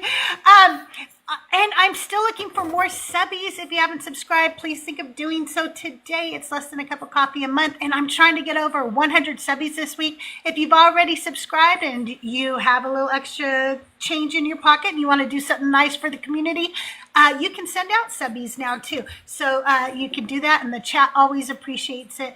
YouTube, if you have more questions, please feel free to answer, and I'm reading those out to her as well. Okay, I'm sorry, Nick, did you have other questions? Oh, don't tell me it's spiders. So, the final, the final question, from Liz. So she understands, my position really well. Like, my position is that the gods did in fact exist, but they were human. You know, they might have been bigger, better, stronger. They might have had herbs that heightened their senses and made them more godlike, right? But her question kind of revolves around when she hears, like, you and Rabbi Bert talk, she hears that you guys talk about the Bible in the sense that there are more stories. Most of it didn't happen because we know with archaeology, science, blah, blah, blah. She wonders why do you, I feel like I'm going to butcher this question. I should have wrote notes. Take your time. Sorry, I should have written notes. So why do you have more of a divine type belief in this God, rather more of a human ancestral belief in this God? If that makes sense. It does. I hear what you're saying. And that will depend. So Judaism is not a monolith. Some people believe, like, we in general, the theology doesn't teach us about some dude with an old, like with a beard, an old guy sitting on a cloud somewhere. That's not the idea of divinity in mainstream Jewish theology. And it isn't that we don't see the humanity of this deity, because we are B'Tselem Elohim. So if we are made in the image of God and we make mistakes, but we're made in the image of this deity. Thereby, this deity must also make mistakes, and says so in the text. I regret that I have made man. And then goes on to say, oh, I messed up. Like, I don't want to curse on your life here. I messed up. And now I have to make up for it. And so we do kind of have a humanization, this idea of a God that walked around with their people, who lived among their people, who didn't just like sit and judge from on high, but went, hey, I got to go and look at this. And yes, we also imagine a God who is like wrathful and jealous. I that's a topic that's something that I am addressing here shortly, which is, are Jews, is God meant to be monotheistic, or is he just a jealous bitch? Like those are things we go into because we don't conceive of perfection in terms of deity. So we do believe in our ancestors, that our ancestors who came before us were important. We actually talk more about our ancestors than we do about God. Abraham, Isaac, Jacob, Sarah, Rachel, Leah, those are who we come to. Like if I were a convert and I were to be called to the Torah, I would not be called to the Torah under God's name. I would be called to the Torah like Hannah v. Abraham v. Sarah, not Hannah v. Hashem, Adonai, Elohim, etc. Because we are connected to our ancestry, and that's who we speak on more than we speak on God. Even in our Talmud, in our Mishnah, in our Midrash, we speak more about how our ancestors reacted to this God, rather than we talk about how God says. I don't know if that answers your question, but yeah, we very much humanize this idea of deity. Yeah. We say deity, we say the divine, but we very much humanize this, and therefore we also elevate ourselves to equal. We don't believe we're under God. Our belief is that we are partners in creation, so much so that we have the ability to throw God out. We have stories of our rabbis telling God to go to hell. You know, hey, your voice isn't needed here. You gave the earth to us. You gave Torah to us. So that means it's our turn. You go piss off somewhere. We have rabbis who've put God on trial and said, what you did was wrong. Like, what is wrong with you? You're supposed to be someone who pursues justice. You tell us to pursue justice, and then you do this shit? What's wrong with you? People in concentration camps during the Shoah put God on trial and said, you failed us. You know, how could you? So we don't have the untouchable divinity. And so we say divine. We say the name. We don't use the divine title. But equally, we'll beat his ass in a Waffle House parking lot. Did that that answer was your perfect. question? Yep, that was perfect. Thank you so much. Yeah, my beliefs in the gods are pretty much almost line up with that exactly. So yeah, thank you. That's perfect. Absolutely, I'm happy to. Hi, Biggest. Can I get your age for TikTok purposes? 43. Okay, and did you have a question for Rabbi? It's, yeah, your take on them knowing the flood really caught my attention. And from someone outside the religion, if I wanted to look more into Jewish scripture, because there's a lot of meaning that I think there that you don't get reading Christian scripture so much. Is there anywhere you would recommend as a starting point other than the scripture itself? Any reading lists or? So are you talking about outside actually just reading the Tanakh? Or are you speaking about a way to read the Tanakh through the Jewish lens rather than Christian translation? Through the Jewish lens, yeah. Through Jewish if lens. that would be a respectful thing to do. Absolutely. No, absolutely. I would first recommend, because I like to give resources as much as I can, I would recommend a website called Safaria.com. It is a website that provides free everything. The Talmud will be there, the Mishnah, the Torah, the Tanakh, everything will be there. And of course, because it is run by Jews. It is the way, it is absolutely through the Jewish lens. Just check that's SAFARIA. SEFARIA.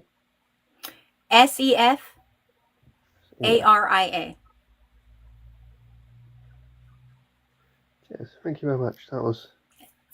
It is my pleasure. Did you have any other questions for her?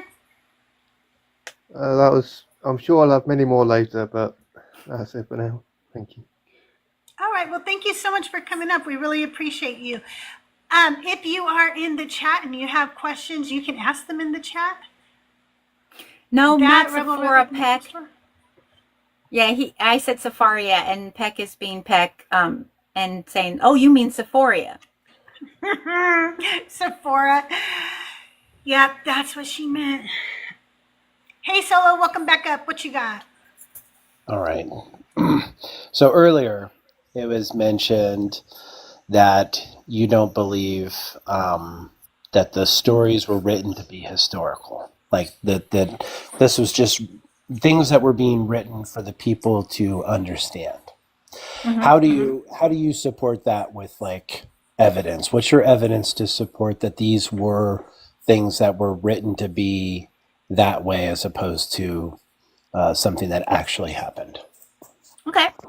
Which part would you like me to address first? Like which part or which story of the Tanakh would you like me to address first?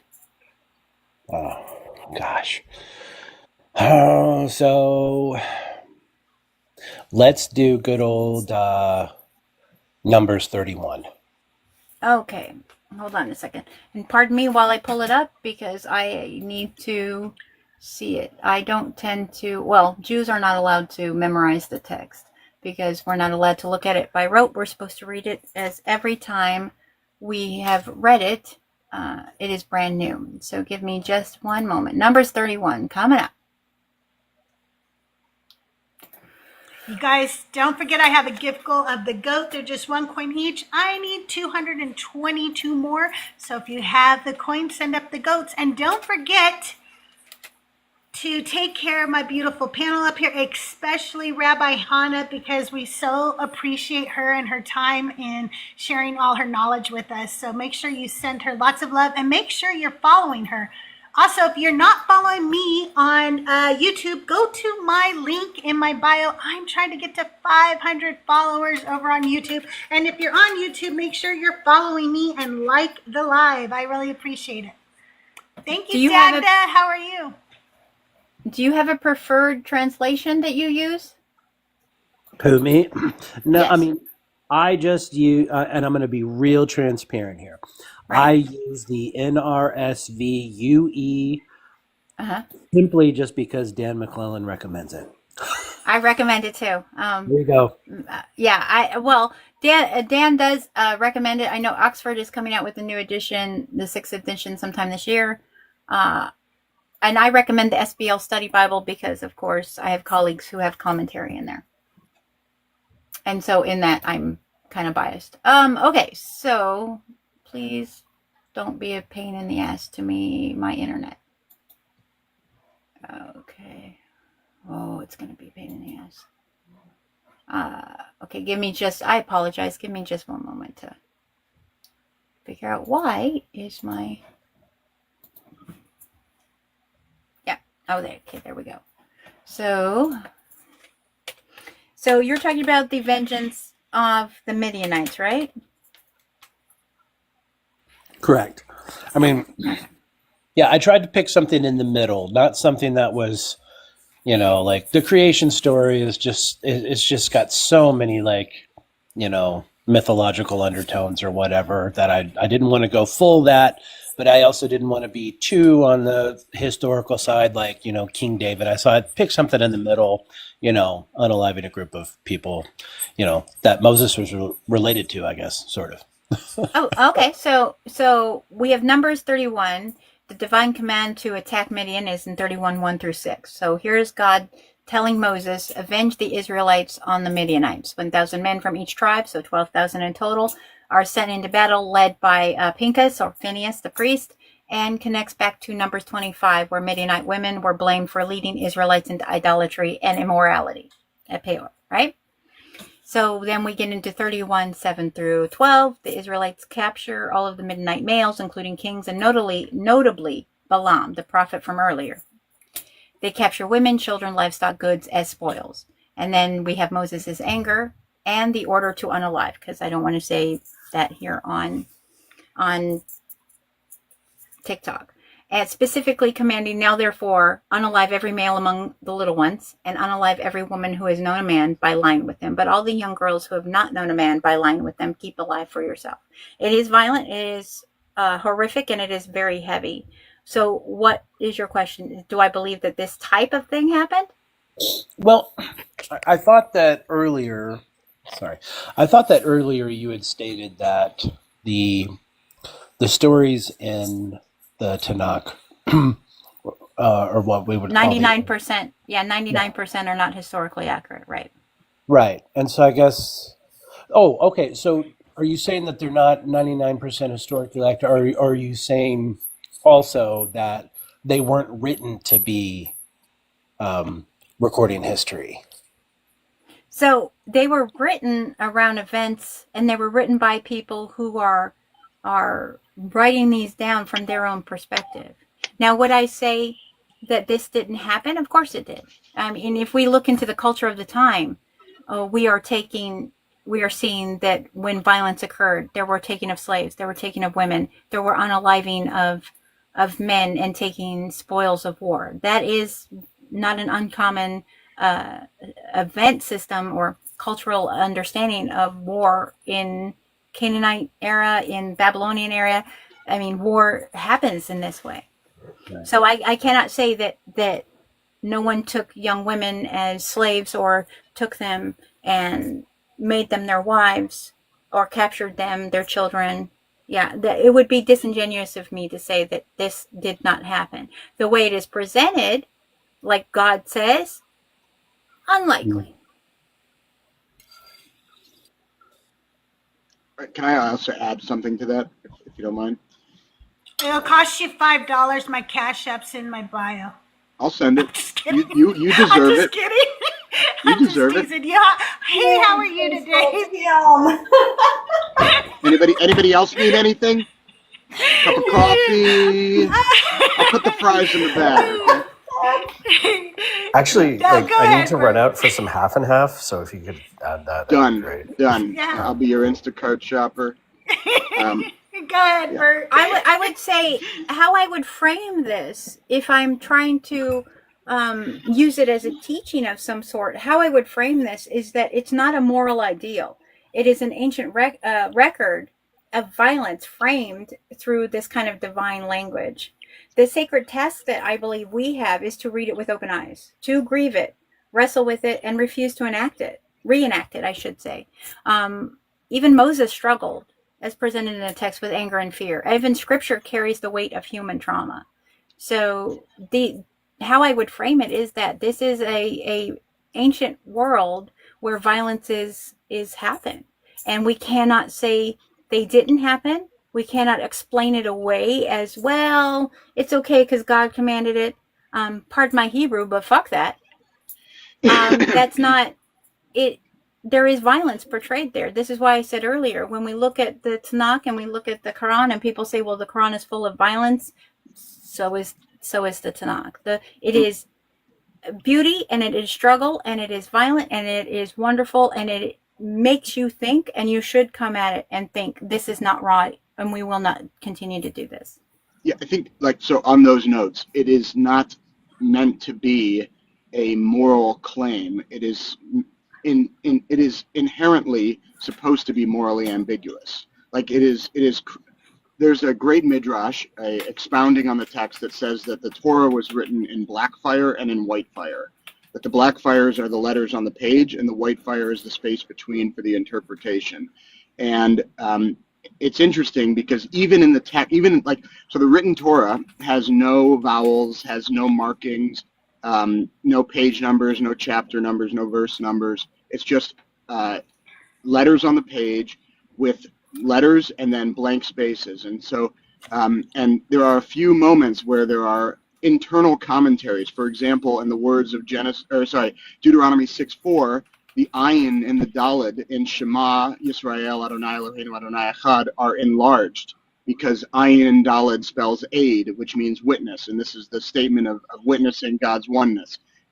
Specifically in the text that you were referencing, Rabbi Chana, with the Pinchas situation, where he is literally slaying people for his own zealotry, his own religious fundamentalism, and then he's seemingly rewarded with this brit shalom, this covenant of peace.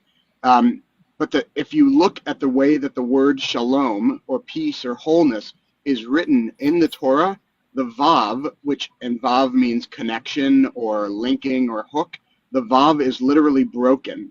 In other words, the shalom, the covenant of peace that is given to, I guess he's gone, but I'll just finish the point. The covenant of peace is broken. There is no full, complete peace. There's no shalom shalem. There is this brokenness to all peace. And I think this internal commentary on this story is to say that moral ambiguity is part of life, and it is for the reader, the person in the moment, to discern in conversation with others. Shabbat Shalom. I like that a lot. I really appreciate you sharing that with us. I'm sure Solo was still listening, but he does sometimes see, he was listening. So, hey Peck, how are you today? I am chilling like a villain.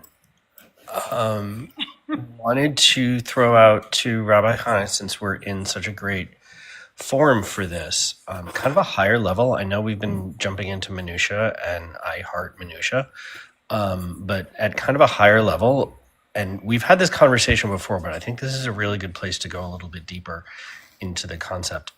You've talked in the past a lot culturally how Jews and Jewish tradition tends to be co-opted and tends to be appropriated, and I believe the phrasing you had said was they want to steal from us, but they don't want to be us.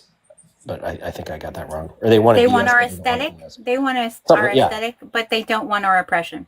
Yeah, and we always talked about how Jews are kind of in the wider culture, especially on social media, but in wider culture, we're either demonized or fetishized, but never respected. And it's just, we've had so many great conversations and so many other panels about it. I just thought this would be a good place to hear you maybe elaborate a little more on that, because we always discuss it tangentially. So, Right. So what exactly is your question here, Peck? could you elaborate on that concept? And On the concept I was really more prompting yeah. than I was questioning. Okay, I'm so sorry. so I make sure I understand. You're wanting me to expand on the idea Yeah. of cultural appropriation Yeah. of Judaism and Jewish thought? Yes, correct. Well, Sorry, I didn't some phrase of that it. clearly. No, you're completely fine. Some of it comes directly from the New Testament text. If we look into the New Testament text, there are verses that say that these people are now grafted in. I don't know how often you've heard that. I've heard that my entire life. No, it's okay that we do these things because we're grafted in. And I'm going to say with no uncertainty here, no, the fuck you're not. Again, sorry for the Hebrew. You're just not. Who gives a fuck? Yeah. And it comes from this idea from the Christians whom I've spoke to who say these things to me. Like, no, we are entitled. We are entitled because Jesus was a Jew. As I mentioned earlier, first of all, they don't understand the difference between rabbinic Judaism and Second Temple Judaism. So they want to say, oh, I'm so connected to Jesus. So then I will say something like, okay, if you're so connected to Jesus and you believe so much, our Messiah was a Jew, then why aren't you Jewish? There's that, first of all. And then it's, well, we don't follow the law anymore because we're under grace. You're under grace right up until you want to use Leviticus 18:22 or 20:13 against someone. You're completely fine with eating shrimp, even though that same Levitical text says you can't. Don't touch the skin of a pig. You're not allowed to do any of that. And you say, no, but we're under grace. Until it's something that makes you have to sit in discomfort. If you have to sit in discomfort, then it's, no, God said this. So, and the idea of supersessionism, sorry. And that supersessionism being, we need to replace these people, because if we don't, then our Messiah will never come back. And to illustrate this, and it's probably a clunky explanation on my part, but this is where I'm coming from. It is the same people who say that they support the nation state of Israel and hate Jews. They support the nation state of Israel because they want all Jews to go over there so the apocalypse can happen. So it's not really that they support Jews. They support the annihilation of Jews so that the ends justify the means. So we have that. And then it's just merely jealousy. Like, if I'm being real, like, they mad because they ain't us. You know, their entire deity is one of us. So every time they see a Jew, they have to be reminded Jesus was a Jew, and I'm not that.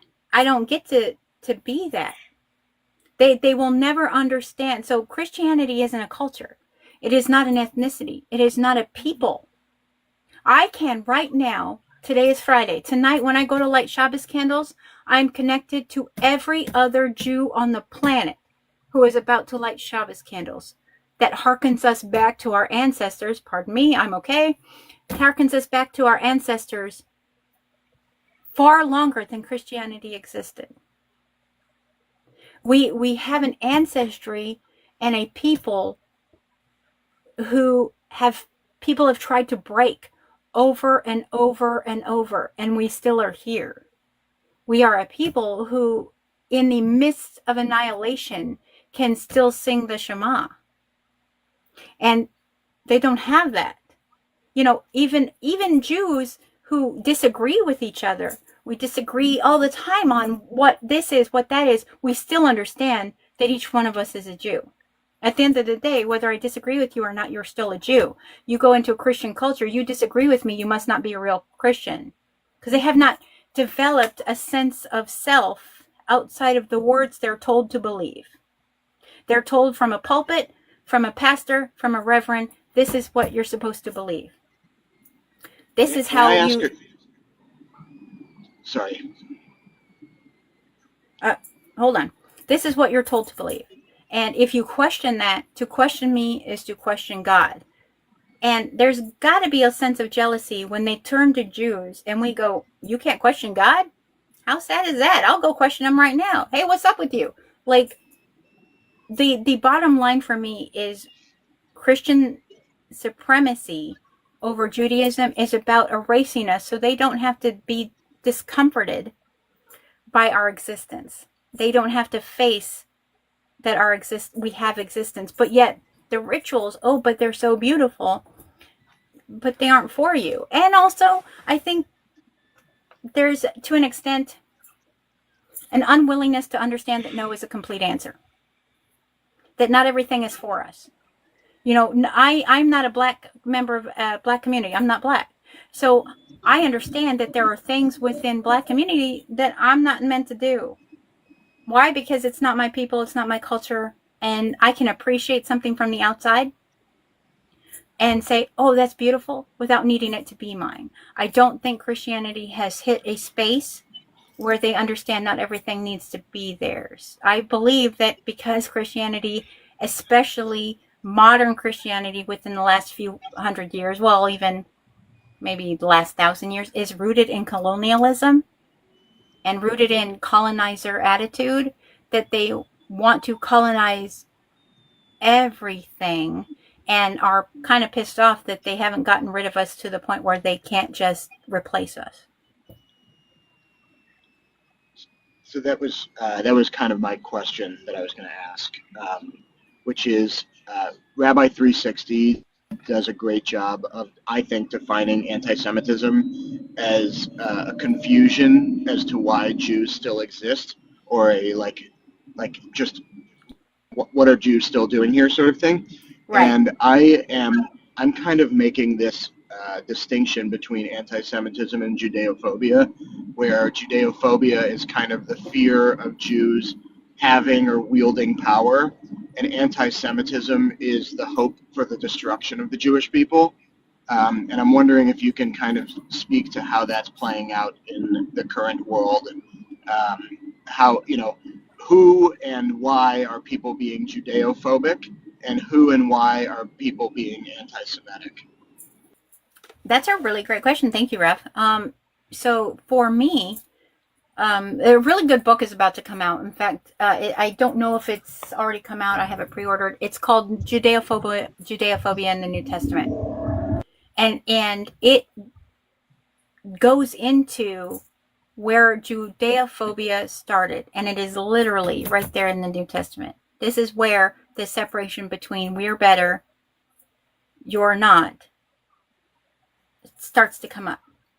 And I do believe that it has just progressed. I mean, if we go through the ages, we have the Crusades, we have the Inquisition, all trying to force this idea of there's only one way to believe, and it is Christianity.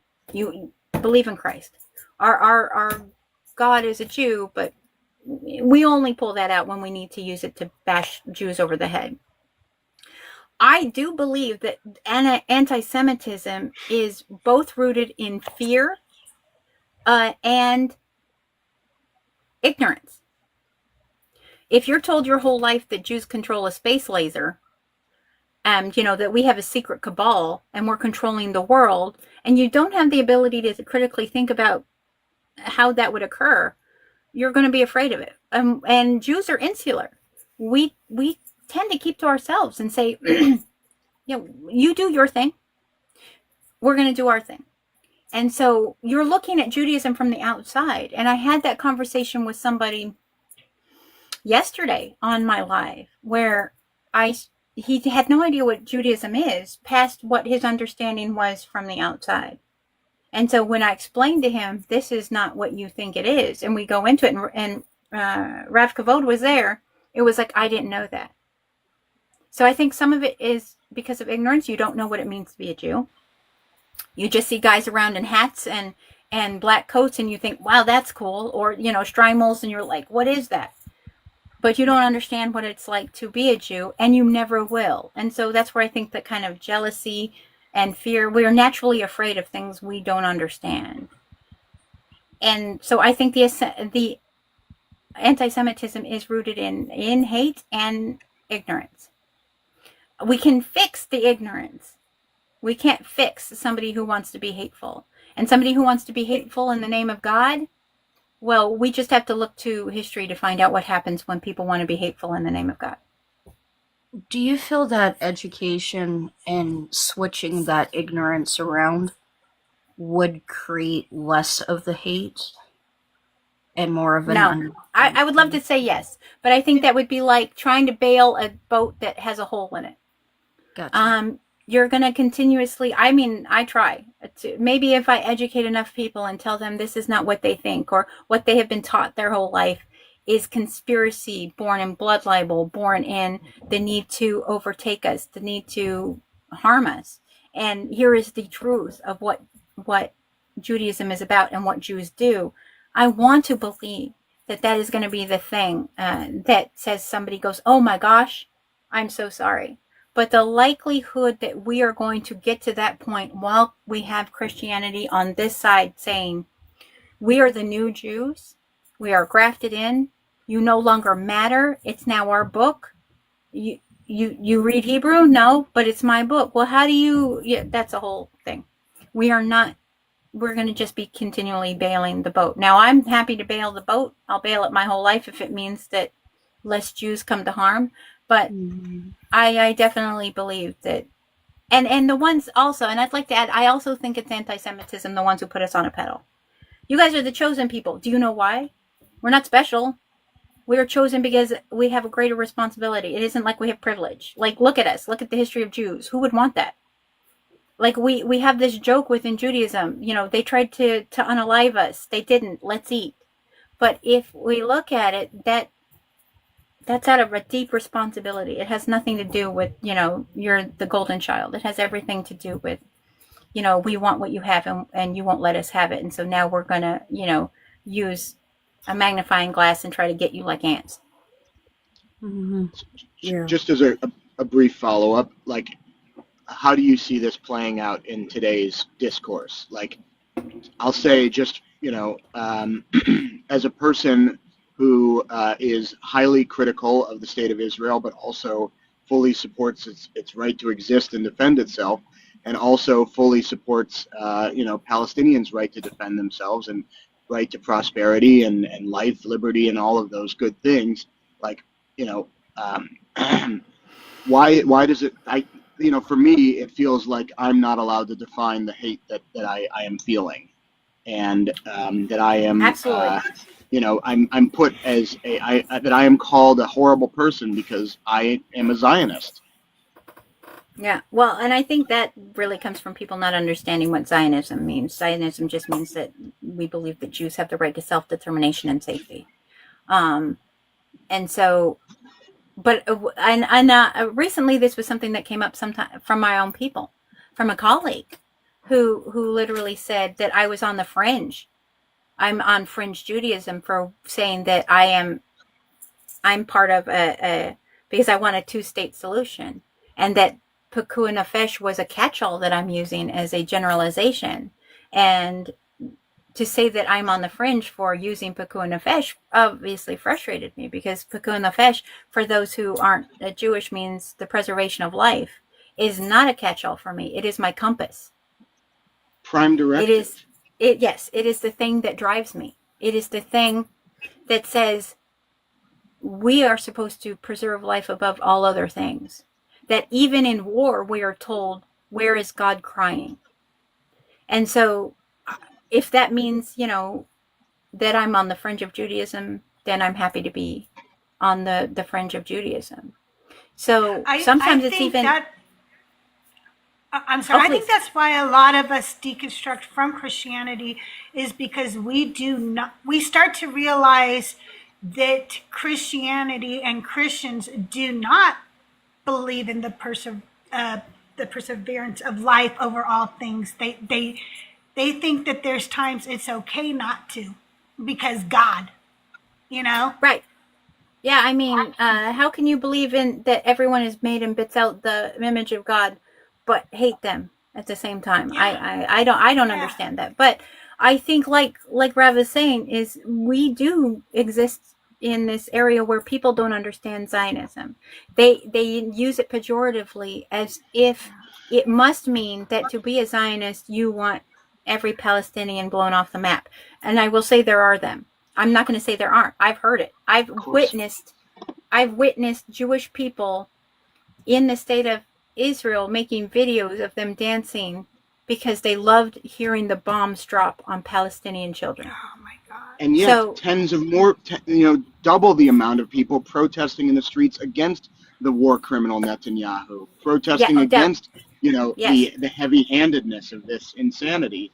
And I think, I'm sorry to preach again. I'm sorry. No, but I hear you. Zionism is as complicated as patriotism in America. I love America and I fucking hate the president, and there's secular Zionism, there's religious Zionism, there's diasporic Zionism, there's conditional Zionism, there's revisionist Zionism like Netanyahu. I mean, if you want to hate a Zionism, hate revisionist Zionism. I wish that I think what frustrates me the most and makes me more sad than anything else is that there is one group that is not allowed to define their own terms, and it feels like it's us. And very much so. Very much so. Every otherized group should be able to define themselves and self-determine, and I will agree with you, and to the point where I have been in spaces with people who are not Jews, and if I call out even a microaggression, hey, that isn't the best thing, and here's why. Well, that's not anti-Semitic. Are you a Jew? No. How would you know? How would you know this? We're telling you what is considered offensive, and you're saying no, it isn't. No. And right now, in the political climate that we are in, it is very difficult to try and make people understand that it is not black or white. So when I say the words, whether you like it or not, saying from the river to the sea is not a possible thing. Israel exists. Whether you like it or not, whether you think it should or not, it exists. People were born there. Where do you send them? You say, hey, I want everybody gone. They need to be deported, land back. They need to be gone. Where do you put them? So where do you take all of the people who were born in Israel starting in 1948 and put them? You can't. And also, Palestinians deserve to thrive. They deserve not to be ruled by those who are just as megalomaniacal as Netanyahu. They deserve to thrive. They deserve to live. And if the people I'm hearing saying, well, if we go back 2,000 years, we belong there, i.e. Jews. If you go back 2,000 years, so do the Palestinians. You cannot use the base that, oh, well, we've been there and our people have come from there. So do Palestinians. So I think that is a difficult space for me to be in because that is the line I hold. Yeah, what are you going to do? Yeah, I'm so sorry to to you, Rabbi, and to Crystal and everybody in these spaces, it is without a doubt the first time in years that I feel safe enough to discuss the nuance pieces of this and to do it in a way that I think honors the sanctity of life and is willing to push humanity forward and acknowledge that we don't have the privilege of setting policy, but we can discuss the emotional and nuanced perspectives of something that is very real and affecting the lives of 11 million people. And that I think is the real. I think that's all I'm going to say. I'm going to stop and thank you, Hannah. Of course, and to add to like what Rav was saying about anti-Semitism being defined by those who aren't actual Jews. This is something that I literally recently went into like 3 or 4 days ago. I'm on Facebook, and in a Facebook group I'm in, someone put up a drawing, and it was clunky, it was crude, but I understand the point of it. It was the top part of it was showing people being put into cattle cars to go to a camp. The bottom part was people being put into a plane to go to El Salvador. And it was not comparing it was not comparing the end of the Shoah. It was comparing how we get there. And people were in the comments. Now, the group I'm in is run by a Jew, and of course I ran by him, hey, how do you mind if I do this? But a lot of people were like, you are in here and you're disrespecting Holocaust survivors. And I made the comment, there are a whole lot of Jews, non-Jews in here, that are deciding what disrespects Holocaust survivors. It's a weird flex, and it's not appropriate. And I got pushed back on. And I was like, I'm literally a Jew. I am a descendant of Holocaust survivors. I have a Holocaust survivor who is such a dear friend to me. I have his number on speed dial. So when I'm telling you, what I'm saying is don't use our dead. Don't drag out our dead ancestors as a way to bolster your stupid opinion. I'm saying that because that's my ancestry. See, you're doing it right now. You're insulting them. No, you're insulting them. You're not even a Jew. Do you think that the show has started with camps? No, it started with what's happening now, the othering of people, the pointing of fingers. So it was a back and forth, and it was wild to me the amount of non-Jews telling me that I was incorrect about my own history.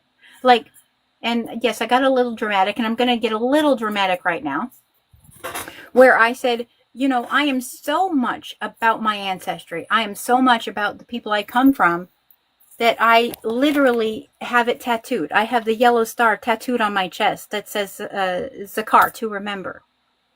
It's not a conversation piece for me. It is my life, and it is Jews' lives.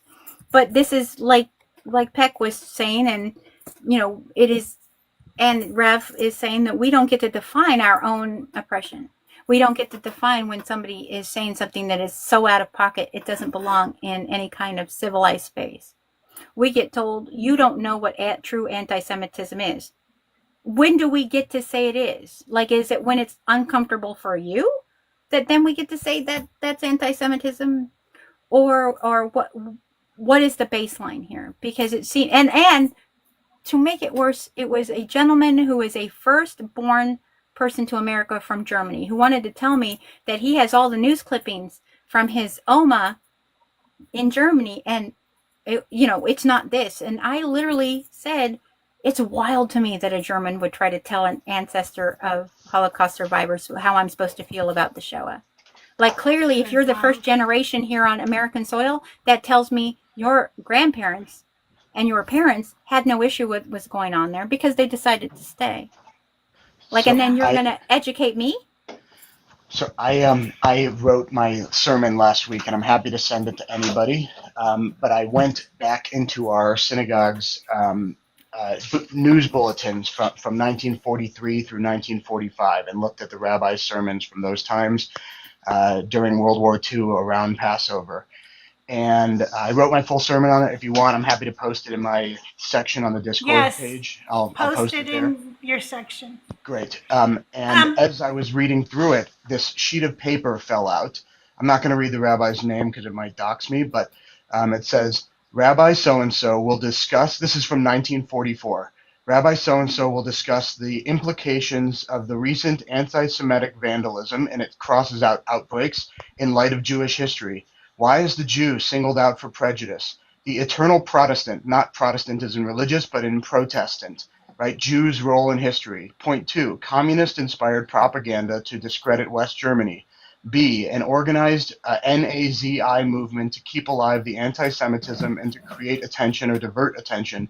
And C, to fish in troubled waters, to create disturbances, to rouse fears, and incite prejudice and violence. If you can't tell me that that's not exactly what's happening now, that the right is scapegoating the left, and the left is trying to resist fascism, and the right is using the indifference of the liberal moderate at the center to push people further and further right, to further otherize, marginalize people, and the Jews and people of color and people in the rainbow community. These are the people who are going to be most negatively affected by this fascistic turn of events, and it's already happening. Oh, and immigrants too, people who don't speak English, people who are absolutely. Yes. This is not new. This is happening. This is fucking happening. It's absolutely, like, our intergenerational trauma has started tingling a long time ago. I don't want to No, you're derail fine. the conversation, but Rights I see there's more questions. Please, by all means. Rights Revelist, welcome to the show. Can I get your age for TikTok purposes? This is DC, but I'm 35. Oh, I thought it was you because I saw Rights Revelist DC, and I was like, is that our DC? And then I was like, I don't want to assume. Okay. Hi, DC. Hi, this is my backup. Sorry. Okay. My question for Rabbi is, with the fascination of the Abrahamic faiths, with all of them, I'm going to include, but especially just the Jewish roots, with the fascination throughout history, what do you think we have missed as society? What has been the hurt to society, do you think? And what do you think we have been missing in religion altogether? Well, what's interesting is you just kind of tapped my dissertation. So if you look at any religion on paper, what you see is a doctrine of you're supposed to love yourself, you're supposed to love your neighbor, You are supposed to take care of the poor, the needy, those without homes. You are supposed to be good to the earth and live an upright and righteous life. And I have not really witnessed a religion that is not part of their foundational doctrine. But then we add people. So you add people to something that tells you to be kind to your neighbor, and then that's left to your own interpretation. What does it mean to be kind to my neighbor? Does it mean that I don't go over there and try to sleep with his wife? Does it mean that I, when he comes over and asks for a cup of sugar, I do that? Like, what does that mean? What does it mean to be kind to the earth? Does me being kind to the earth mean strip mining because money means more than nature?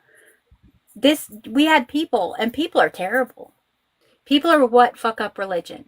Like, if you just looked at religion by itself, damn, it's beautiful. The rituals are beautiful. Catholic rituals. I've been to Mass. I sit on the interfaith committee in 2 of my areas, your area, Crystal, and my area. Mm-hmm. And I've been to Catholic Mass. I think it's gorgeous. I think it's beautiful. I've been into churches. I've been into mosques, and they're beautiful.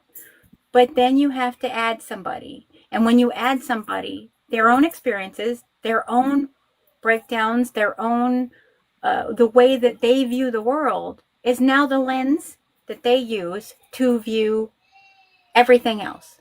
I can look right now into the Tanakh and find every piece of beauty in there and say, that is the life I live. Somebody else could look into the Tanakh and find every piece of horrifying thing that happens and say, well, this is God too, so I'm allowed.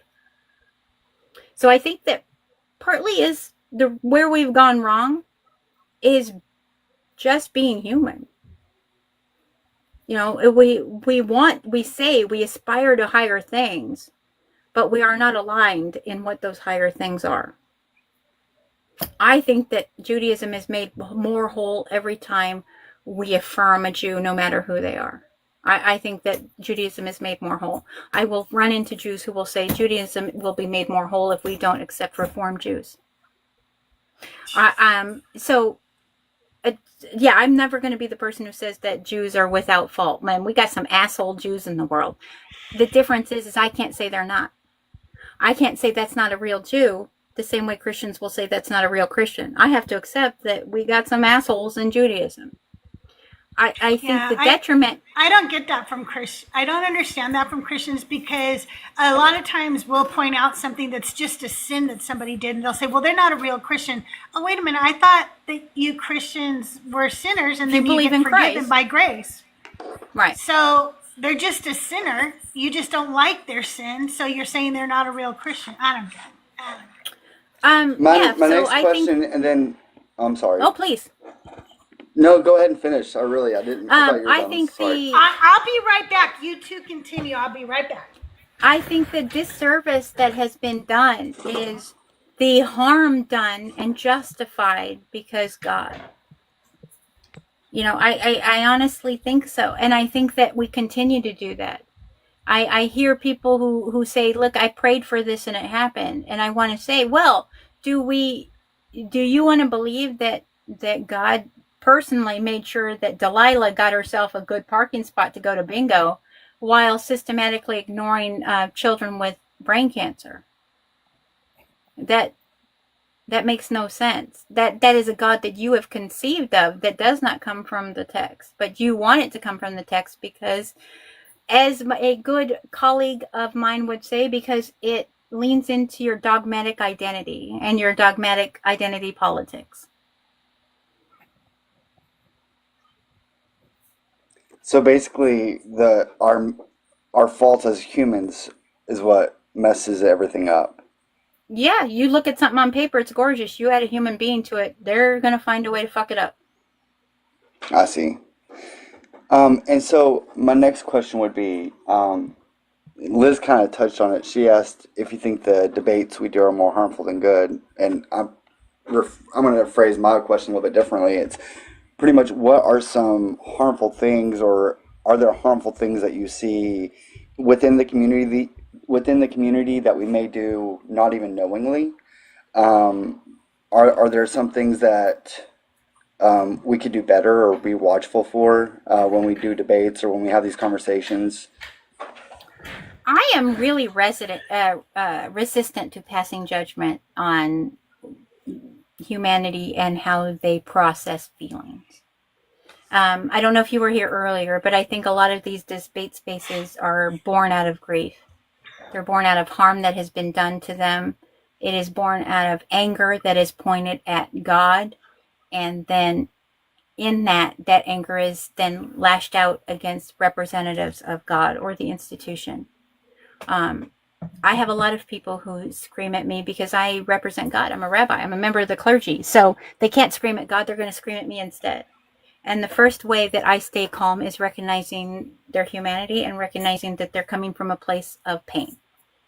They're coming from a place of grief, and they're coming from a place of the stage of grief that is anger. I don't necessarily think that debate spaces are terrible. I think that being someone who believes in argument for the sake of heaven, that can exist.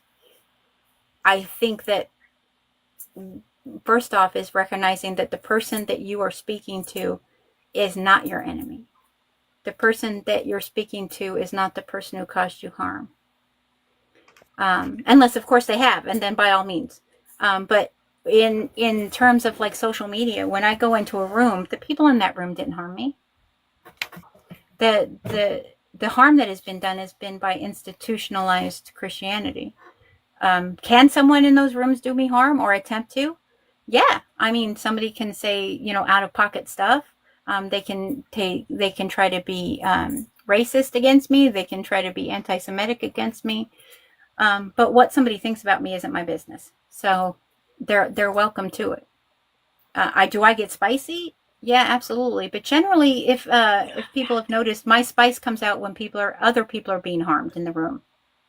You want to say whatever you want about me, that's completely fine. You want to take on somebody else and disrespect them, that is where that I stand in the gap thing really takes kind of hold of me. I think that's it. I believe in that debate can help. And sometimes even screaming can help. Sometimes you just need to go scream. Sometimes you look at the person who is representative of everything that hurt you, and you just go at it. And I know I've made videos about this where I say I'm happy to be that person. Because I am the representative of God. Whether I'm Christian, Jewish, Islam, or Muslim, Hindu, I am a representative of God. So if you need to yell at God, by all means, come tell me how God fucked you up. I'll listen to you. This is going to be my last question, I swear, but I got to drop because my partner's about to be home. So I'm wondering how people who have been, serviced their life into ministry and helping others, and whenever they realize that Christianity isn't true, they don't know what to do with themselves. But I'm wondering if there is a way, or if you see a niche in society for, I don't know, secular ministers or people working in the secular realm as ministers to fill the gap. I don't know if you understand what I'm saying. I do. So I don't know if you could help me maybe understand if there's even a niche there or what that person would be looking at, what it would look like. Thank you for having me up, Crystal. I got to drop. No, Thank you, I appreciate the DC. question. Love you. Love I you too. absolutely appreciate the question, and I'm going to answer it like this. I don't think Christianity is wrong. Let's start there. I know that's going to be like, what? You're a Jew. I am a person who believes, and again, people in this rooms, if you've been here for a hot minute, have heard me say, there are 17 different ways to get to Los Angeles, and every single way you take is going to get you to Los Angeles. Whether I take the 101, the 215, the 15, the 10, my eventual landing is Los Angeles. So in that, I don't necessarily think any religion is wrong. I don't think that Christianity is wrong, and I understand why there's pushback sometimes from Christians who you say, Christ wasn't divine, because they want him to be. But at the end of the day, does it matter whether or not Christ was divine to understand what Christ was trying to tell you? Like you have books that are trying to tell you, hey, why don't you be nice to people? Hey, if somebody doesn't want to hear about you or your religion, why don't you shake the dust off your feet and move the fuck on? There's nothing wrong with those teachings. It's when people say it has to be. I've clung on so hard that it has to be that they're divine. Otherwise, what am I doing? So, do I believe that there is a place for kind of secular understanding of the world? Yeah, I do. I mean, Universalist Unitarianism is one of them. They are a religion, I say loosely, of people who come together from many different walks of life and understand that the destination is literally more important right now than necessarily the journey. I think there is a place for secular ministers. I mean, as a Jew, I know rabbis who are atheists. Like they became rabbis as atheists because they wanted to be in service of their people, not because they necessarily had a theist or deist understanding of the world. So absolutely, I believe there is a place for them, but I also feel quite a lot of, I feel badly for Christians who suddenly go, well, this was terrible, or like my eyes have been opened. They're still good to be had there, and it doesn't have to be divine to be truthful. If I might add something to what Rabbi was saying before, if that's okay, I'll make absolutely. it quick, Crystal. What I wanted to add is, in these spaces we do see people angry. Sometimes they want a punching bag, just because of all the hurt they had, not just from the church or other Christians, but also, and the fact that in their deconstruction journey they felt like they've been lied to for years. But for me, Liz and I were kind of talking about this again last night. I really, something I've been working on is trying to show them more grace, because I think a lot of where our anger comes from is not them specifically, but they are a reminder of who we used to be. It's like looking in a mirror that you no longer want to look into anymore, when they say things like, yeah, God was just for causing, this or that, and it's not the person we get mad at, it's that remembrance that 9 years ago or 3 years ago, that was I believe the same thing. Yeah, so it's a lot of that anger comes towards that. They are a reminder. And like even today, I had a wonderful conversation with a Christian that very much believes in the end of days and stuff. And it's because I was giving him that grace to get his point across. Liz is always harping at me on that. Stop interrupting them and just let them speak. Otherwise this go nowhere, and so I was giving him that grace, and we ended up having the most beautiful back and forth, no debate involved, and I think when we're in these debate zones, we need to remember that, yeah, we're in pain, yeah, we're hurt, but it's not their fault. Yeah, some personal responsibility and accountability has to be there, but it's not their fault, because this has been ingrained into them since birth, and it's just that grace that we have to show them as we would have wanted to be shown when we were a Christian. And that's all I wanted to jump off of that point. I think there's the biggest reasoning in my mind is that because people cannot understand that truth is different than fact. Yeah. It's true for me, I love this thing. It's true for somebody else, they would hate this thing. That's truth. Factually is something else. Like I can factually tell you when the text was written. What truth you get from it, I can't tell you. Yep.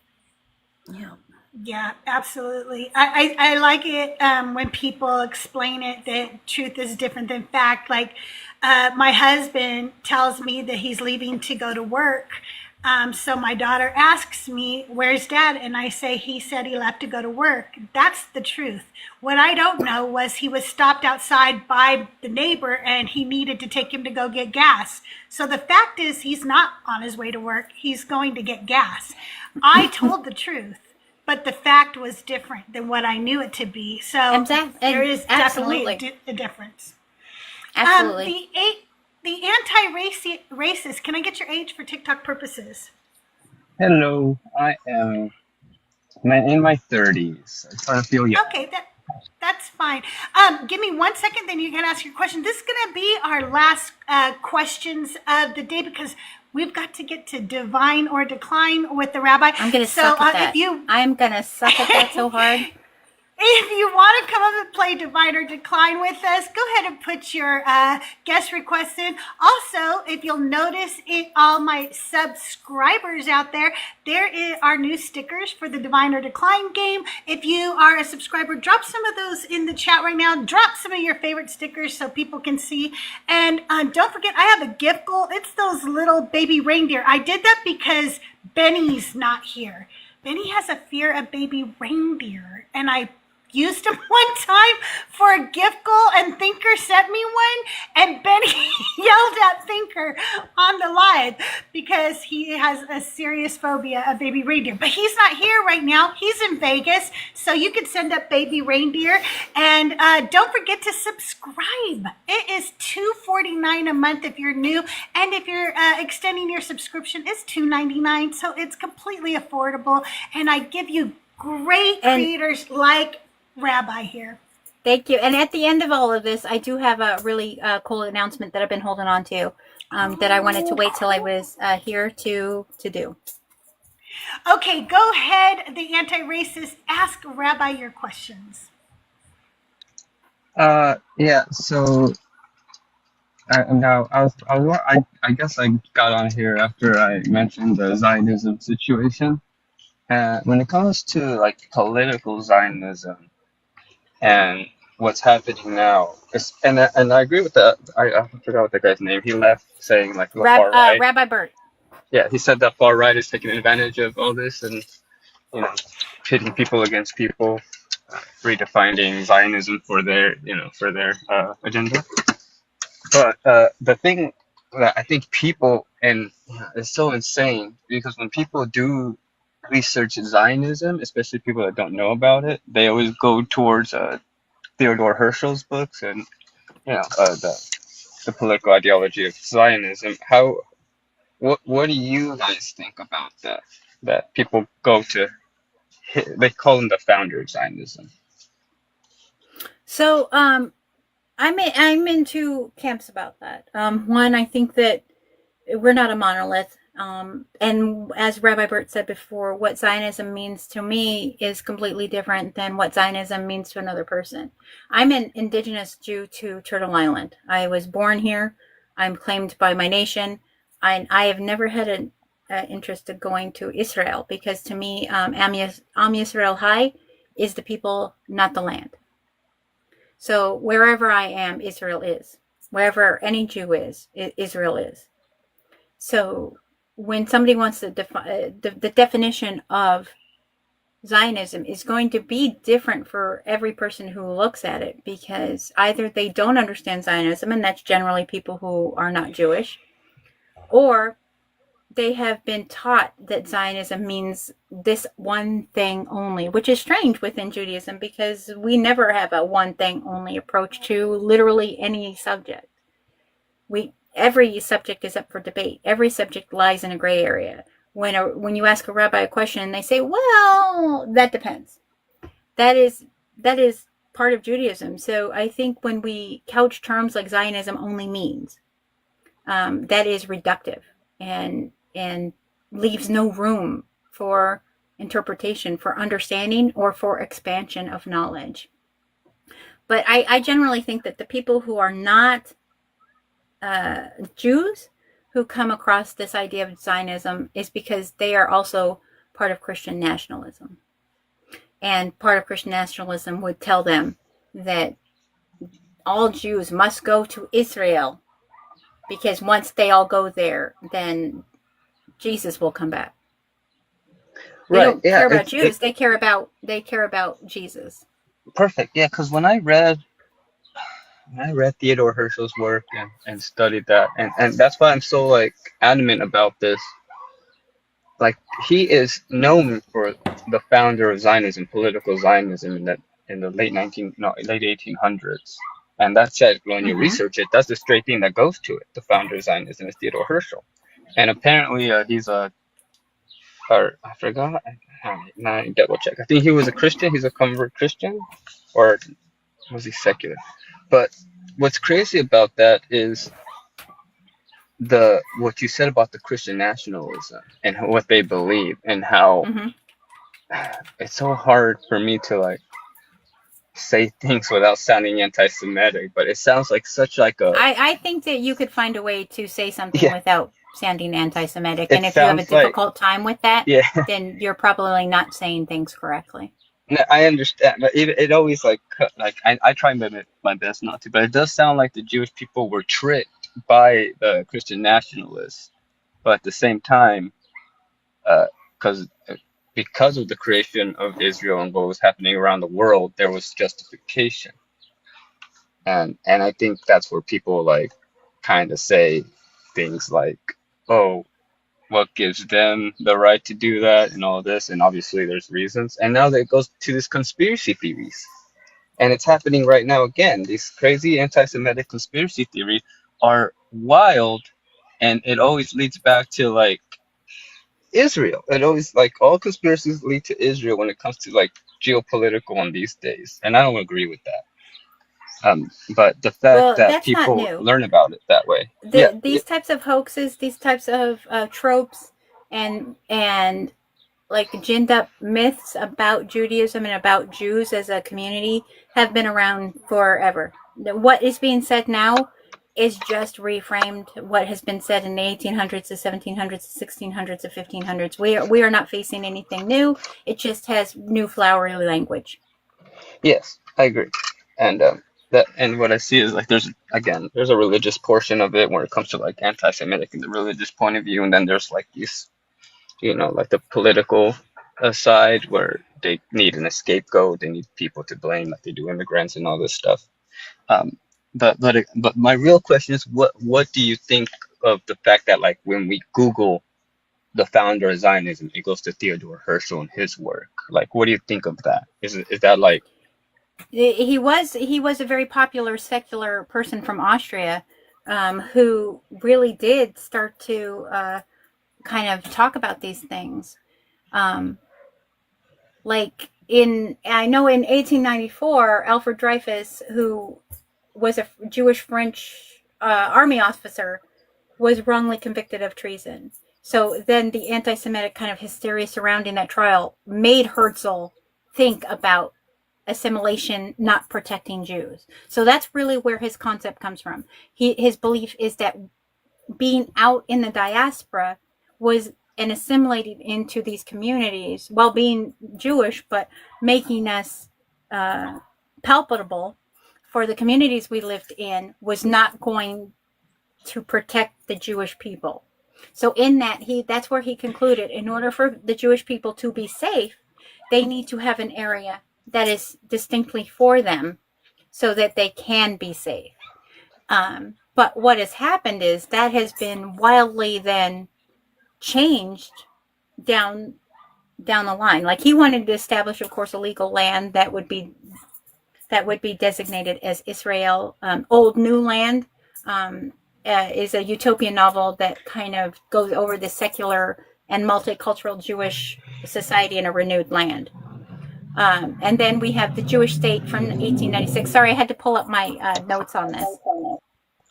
Advocated the creation of a Jewish homeland, Der Judenstaat, suggesting Palestine, but considering Argentina as the alternative. there's a lot of Zionists that don't accept that fact. Well, yeah, I don't think any Jew wants to live in Argentina. Like given, but they don't even accept the fact that they're like, oh, they were choosing places. Like, no, just there Palestine's was always been Palestine. Yeah, there was a lot of different understandings, and of course, if we look back, both Palestinians, as I mentioned earlier, and the Jewish people are inherently genetically connected to the land. They both belong there, 100%. So, I think his work is responsible in saying, I'm worried that the longer we remain in the diaspora, the harder it's going to be for the continuation of the Jewish people. Right there. That was his real, like, that is it. How it has evolved, however, is become catastrophic. Right, because in his writings he does say things of starting a colonialist movement, and also that in order for this to happen, there will have to be migration in Palestine for a settlement Yeah. to start it off, and that by itself is in definition, or not definition fully, but that is like settler colonialism. And I understand that Yes. it had like some stuff like that has to happen, but how it evolved and it is turning into an apartheid has evolved because of the imperialist ideology that Israel has succumbed to, especially since they are aided by imperialist nations like USA. So and that's where I get like, and it's so tough to like talk about this because no one wants to say like, oh, we're not colonialists, or no, we're not, there's what settlements, like there's no settlements. And I mean, like, there's absolutely settlements. yeah, Everybody who has eyes can see that there's settlements. And I'm indigenous to Turtle Island. I'm Wajaji and Yaqui. So, like, I'm all about land back. exactly, and that's what they So don't, and it's very that's difficult for me to it goes side into with the that.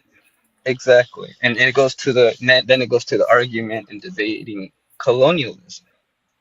And when you debate colonialism with a colonialist, it's like you can't. It's like when I have debates or when I have discussions with Christians about like, hey, let's be real about it. It is mythology. It's okay to believe it, but can we agree that it is mostly mythology when it comes to theology?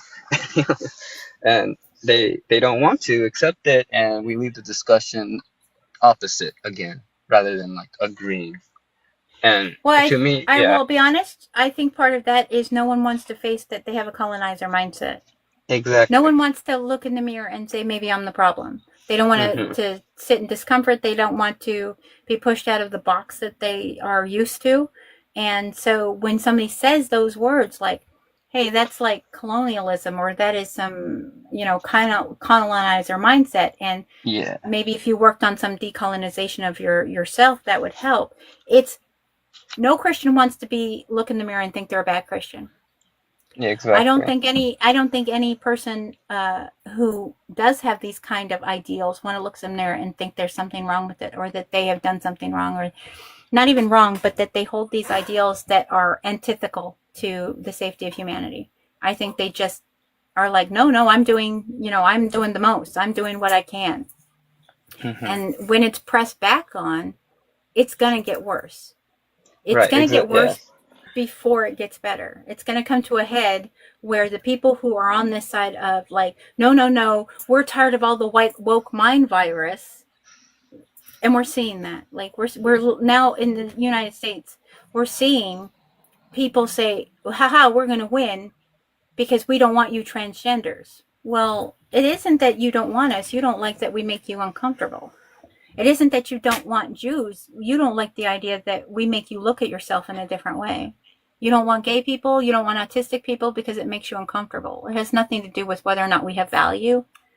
You've been at the top of the social hierarchy for so long that you have no understanding of what it's like to be made uncomfortable, and you're going to do whatever you can in fight or flight mode to avoid that.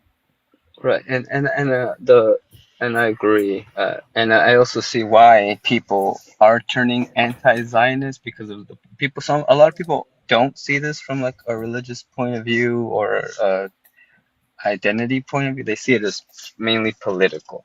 They see it as mainly like this is and I'm going to push back colonialism. on that. And as a Jew, I am going to push back on that. Like being anti-Zionist, what does that mean?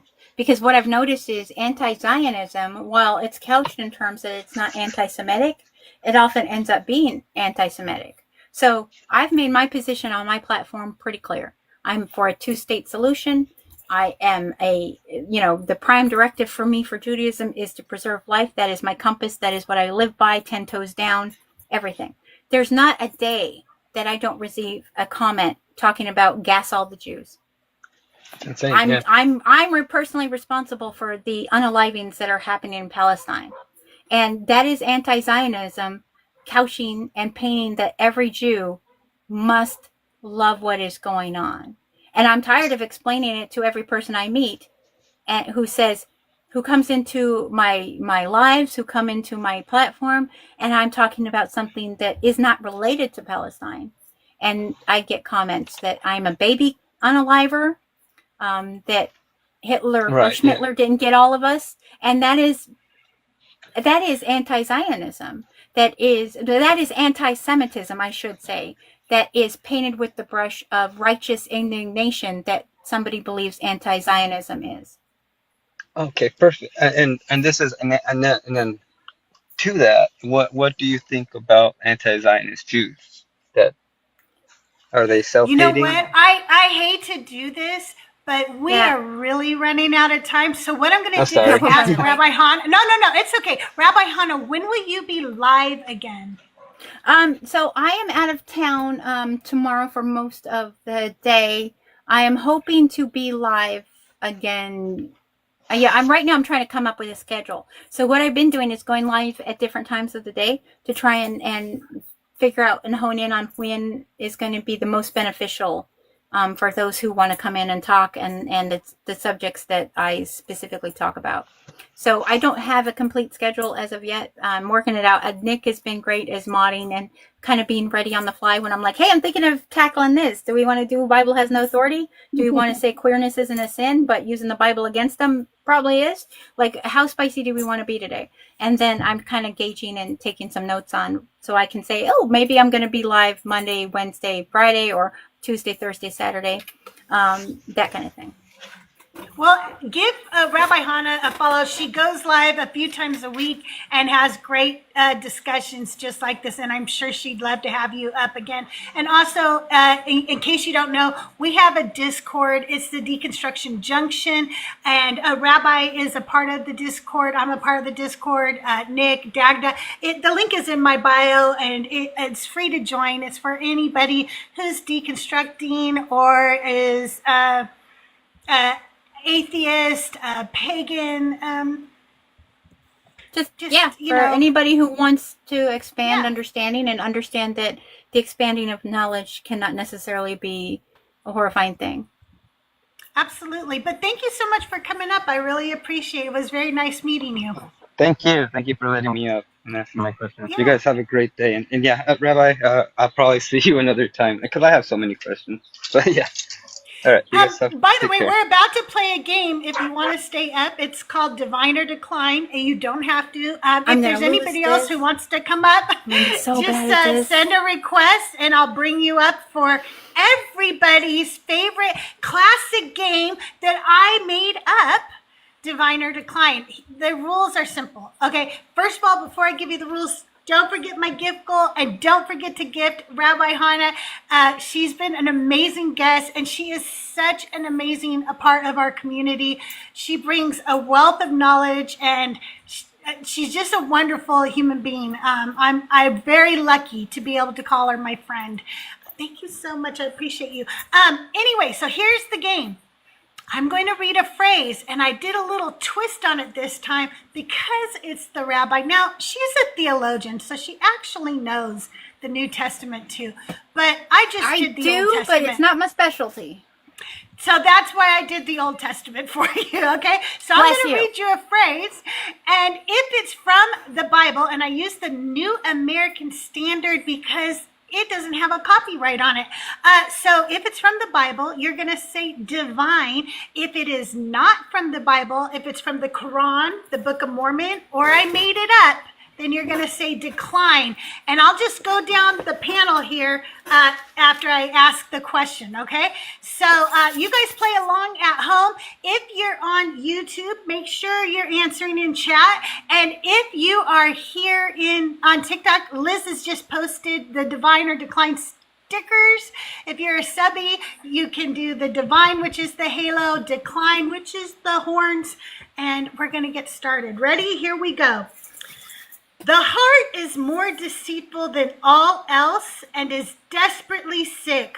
Who can understand it? Liz?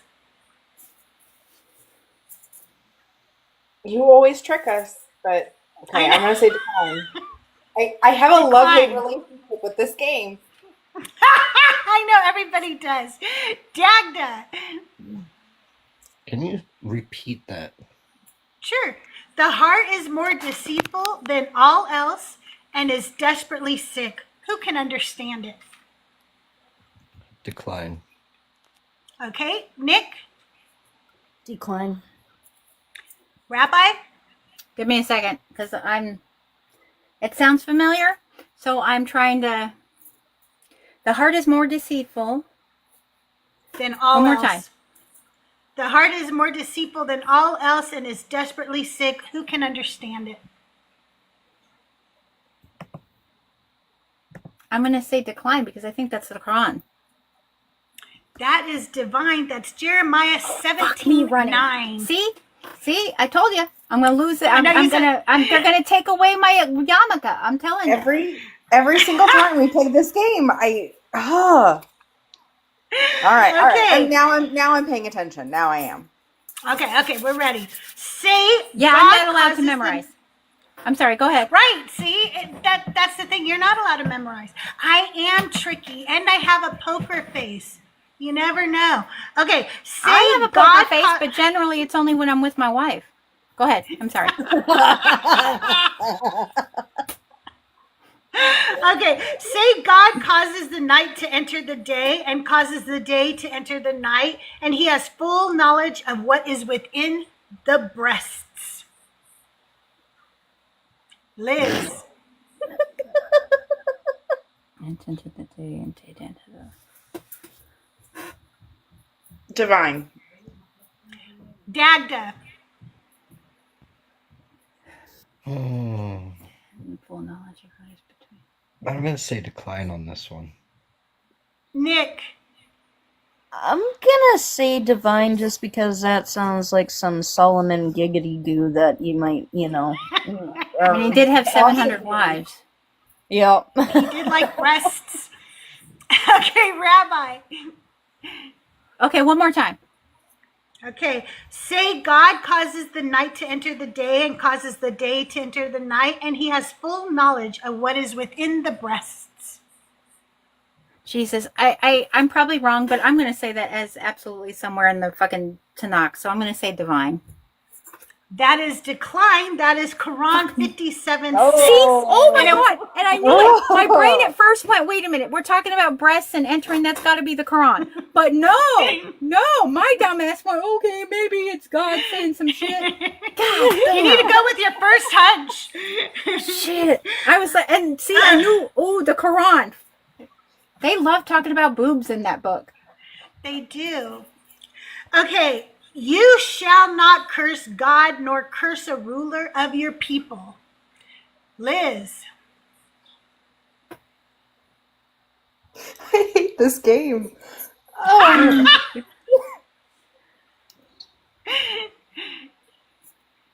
Divine. Divine. Dagda. Divine. Nick. Can you say it one more time? You shall not curse God, nor curse a ruler of your people. Oh, gods. Okay, I'm gonna go divine. Okay, Rabbi. I'm like trying to scan the books in my head.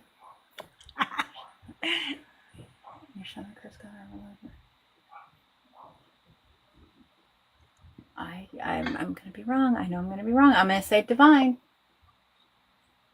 Okay, divine. You are right. It is Exodus 22:28. Beautiful. Literally in my head, I was like, that sounds like some Moses shit right there. That sounds like some Moses. Okay. And the voice of the Lord came upon me, and as I was caught away in the spirit, yea, even unto the mountain of his promise. Liz. Ooh. That sounds so divine, though. So it's got to be decline, right? So decline. Okay, decline. Like it sounds too good to be true. Dagda. Divine. Nick. I'm gonna go decline. Rabbi. One more time. Okay, I don't remember which one I was on. And the voice of the Lord came upon me, and I was caught away in the spirit, yea, even into the mountain of his promise.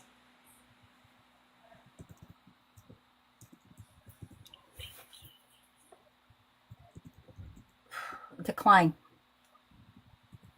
That is decline. That's Book of Mormon, and Yes! it's I knew it. Yeah, we don't, even the book doesn't say, like, and I was caught away in the spirit. No, the fuck you weren't. Okay. Even the stork in the sky knows her seasons, and the turtle dove, the swallow, and the crane keep to the time of their migration. But my people do not know the ordinance of the Lord. Liz?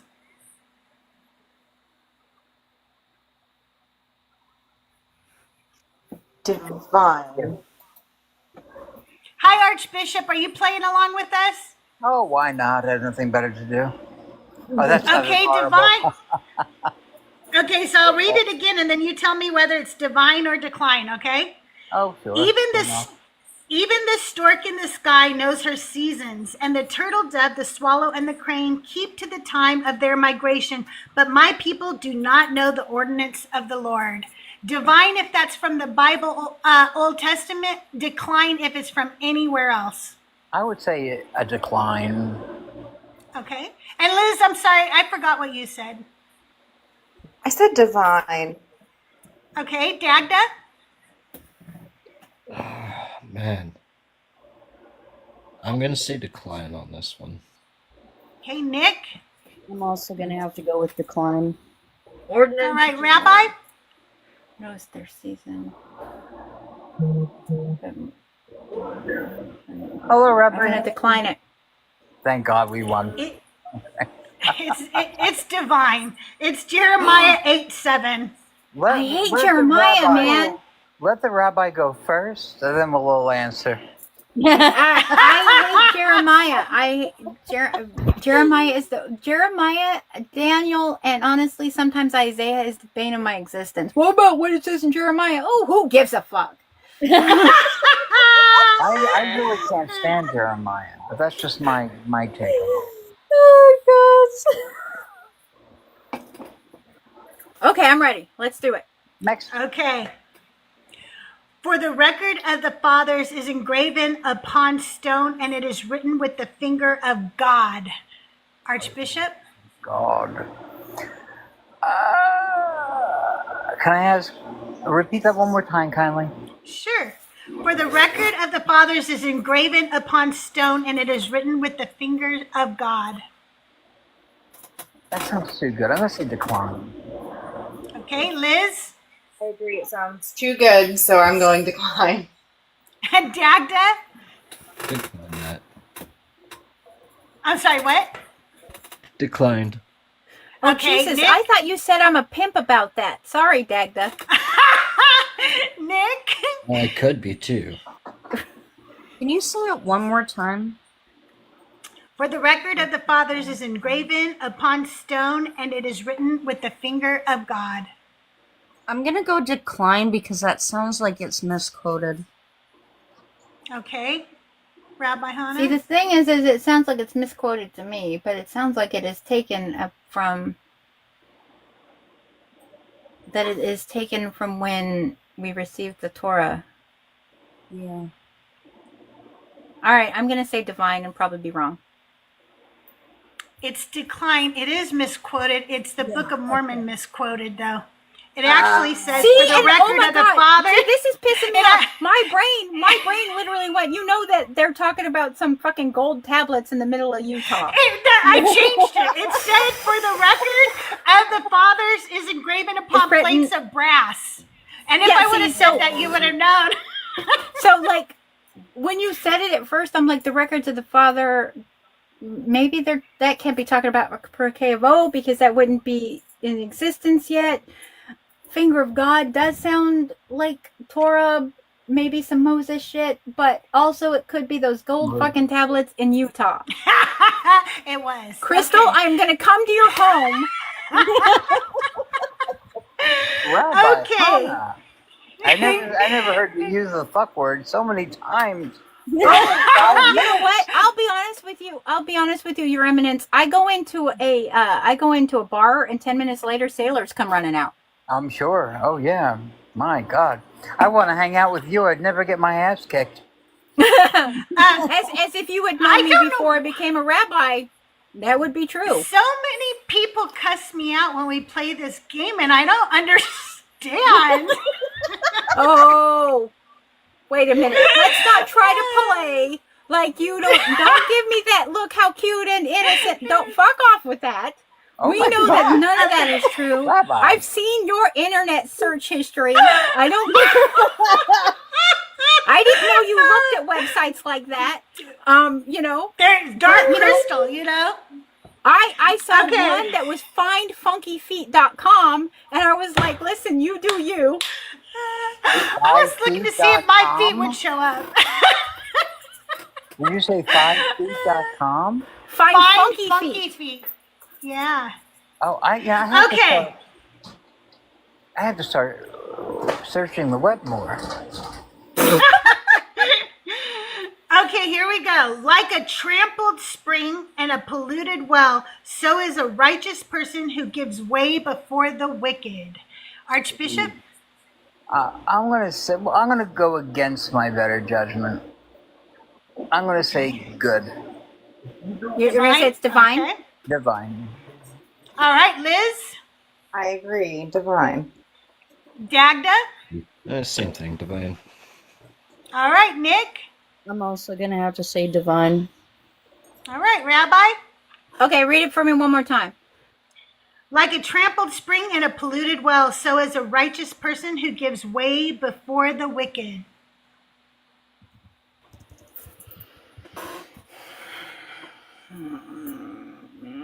I think it's decline. Oh God, she would have to say that. It is divine. That is Proverbs 25:26. Oh, fuck that Phantom, bitch. sending you all the good vibes. See? Hope That's everything your goes book better there, for you Rabbi. today. All right, well, you know what? Proverbs is a woman, and as we know, women are terrible. No comment. JD put the sticker in the chat that says, I read my Bible. My Bible gathers dust on my bookshelf. You know Okay, what? ready? You know what, JD? I'll tell you what. You. Never mind. No, that I would be funny to me, but I don't think it would be funny to anybody else. Okay.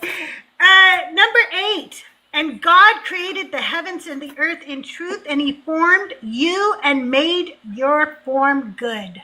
Ooh, that sounds like it was misquoted. Can you read the last part? Sure. And God created the heavens and the earth in truth, and he formed you and made your form good. Oh no, I'm gonna say it sounds misquoted though. If it's misquoted, it is declined, by the way. I don't misquote Can I? for divine. Oh, okay. Damn it. Oh. All right, I'll go with. Oh God. Oh boy. Declined. What the hell? I'm probably wrong. Go ahead. Liz? Decline. Dagda? Oh. I'll be the odd one, say divine. Okay, Nick? Can you repeat one more time? And God created the heavens and the earth in truth, and he formed you and made your form good. Decline. Decline. Decline. Rabbi? Are you looking at your darn Bible online? No, I'm not looking at my Bible online. I don't have a Bible online. Take your fucking focus, your eyes off that damn computer, Rabbi. I don't have. You want to see my computer? Just shows the promo I have written up for later. Oh, cool. Okay. Yeah, that's a decline. I think it's misquoted. It is a decline. It is from the Quran 64:3. All right. I want that 1. I got 2. Wait a minute. I have 2. I've gotten them all right so far. Gee, I wonder how that is, jackass.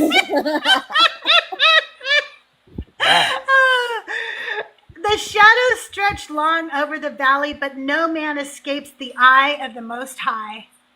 Archbishop? I'm going to say,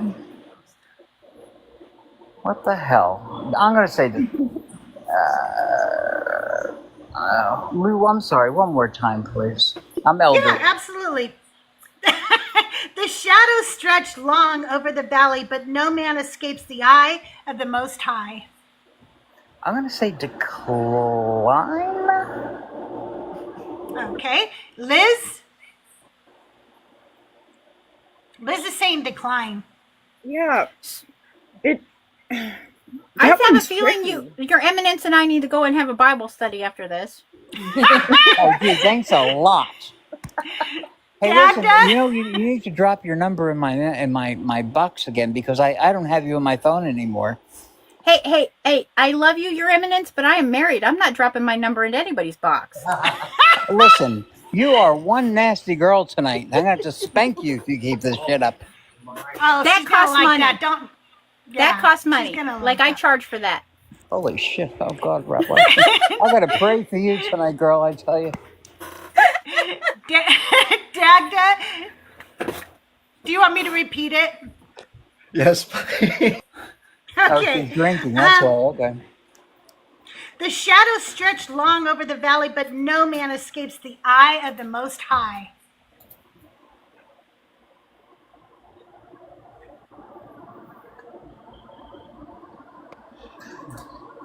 Oh, give me one. Divine. Give me one. Divine? Okay, Nick? Decline. Decline? Okay, Rabbi?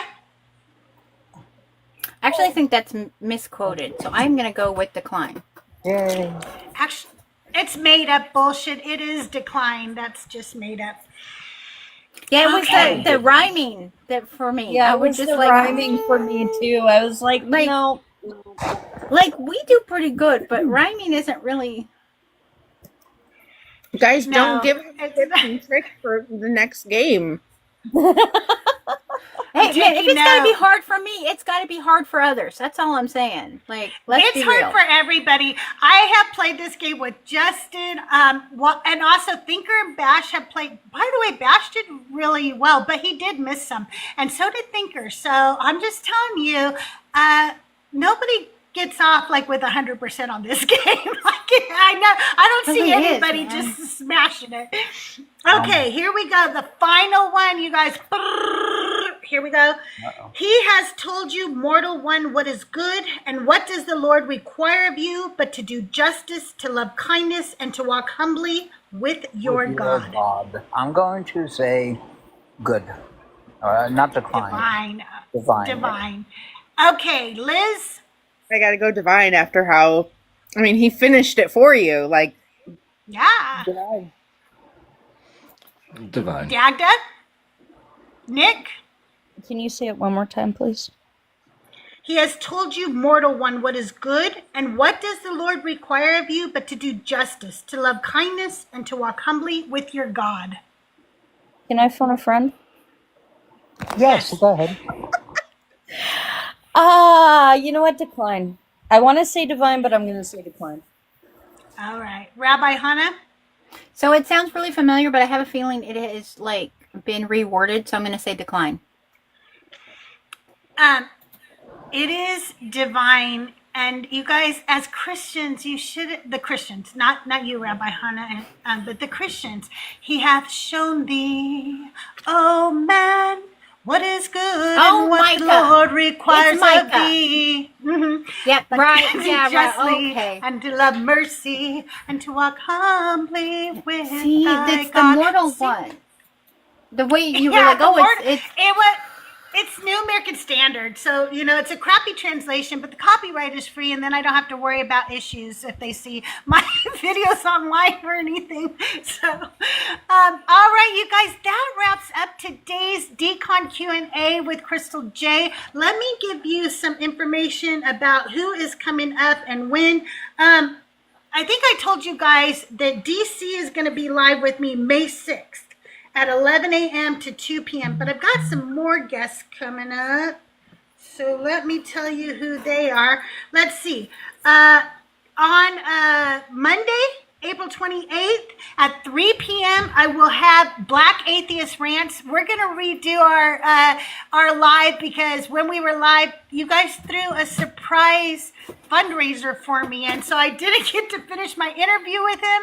And we want to go ahead and finish that because he's amazing. And if you guys haven't met him, come join me on Monday at 3 p.m. These are all Pacific time, by the way. Also, on April 30th, I will be live with Dugald at 2 p.m. Wow. And then on May 2nd, I will be live with Thinker at 3 p.m. And that's all I have right now. I have some more in the works, though. So make sure you're following me. If you haven't subscribed, what are you doing? Less than a cup of coffee a month. We're trying to get to 100 subbies. And look at all the great creators that I'm bringing to you to have great days like this. So, Rabbi Hannah, can you tell everybody a little bit about your Patreon? Because I did see people wanting more information about where they can find you. So yeah, hi. So I do have a Patreon. You'll find it in the link in my bio. And mostly what I do there is I do teach academics there. So you will find history of Lilith. You'll find Asherah, Sophia, all of these, the history of, my apologies, the history of different pantheons. In fact, I'm getting into a 13-week series on the Canaanite pantheon, starting with the cosmology of the Canaanite culture and moving into each one of the gods. Do we find them in the biblical text? If we find them in the biblical text, why do we find them in the biblical text, etc.? And then the thing that I really wanted to talk about today is I have a new series of exclusive conversations that I'm going to be releasing to Patreon only. Intimate interviews, no filter, just sitting down with another colleague and having a discussion on their worldview, what brought them to theology, or what brought them to their discipline. So that is only going to be on Patreon, as well as I'm doing some early content there behind the scenes. Like, hey, this is what you see, but what do, if I turn this around, well, like, what does my desk look like? And bloopers, things of that nature. I have digital resources that I put on there. I will be putting up like new Psalms, guides, sacred things about like my book. I'm writing in the middle of the book. I do put some excerpts, my apologies, on there. And what I love is my first conversation is going to be, if you don't know her name is Jess. She goes by Heathen Queen here on TikTok. I met her a few years ago. I've done a few panels with her and she's wonderful. I have already locked down Dan McClellan. He is going to be one of my interviews for Patreon. Right now he's about to go on his book tour. So I know once he's back from his book tour, I'm seeing him on the 2nd to have lunch and kind of go through the details of that. I'm hoping to also get Beecher. I got to ask him, but that's it. Likely I'll also be having some conversations with Kip Davis, Josh Bowen, and hopefully also Francesca Stravacoplolu. I just have to email her. And so those will be some interviews that I'm just doing. On Patreon only, because as I have been informed that I love to do this. This is my passion, education and being here and being able to help everyone. Whether I say often, everyone needs a rabbi once in a while. And as much as I love doing it, like you, Crystal, rabbi's got to pay the bills. And so, yes. Unfortunately, we had to have a repair on our house recently, and so now I'm trying to make up for the cost of that. Also, I do have subscriptions here on TikTok, the same way Crystal does. If you want to come over there, I only have like 22 people at the moment. I do behind the scenes footage there, exclusive content for TikTok that you won't find either on Patreon or anywhere else. My wife is wonderful. She made a huge amount of stickers that, like, I know Nick can attest to. Some of the new ones are a spray bottle that says Philbro away on it. I have a couple like cows that says like disappointed cow. Moses would be ashamed. The newest one is Schmidt. I have 2 of Schmidt. One just says stares Jewishly, and the other one says Judaism, son. So because I'm weird like that. So yeah, I have a lot. Check them out. Yeah, I have a check them out on there. So that's really what I'm doing. I'm really trying to get my book finished. I'm about 4 chapters in, maybe. Yeah, that's it. And I have to tell you, this has been an honor.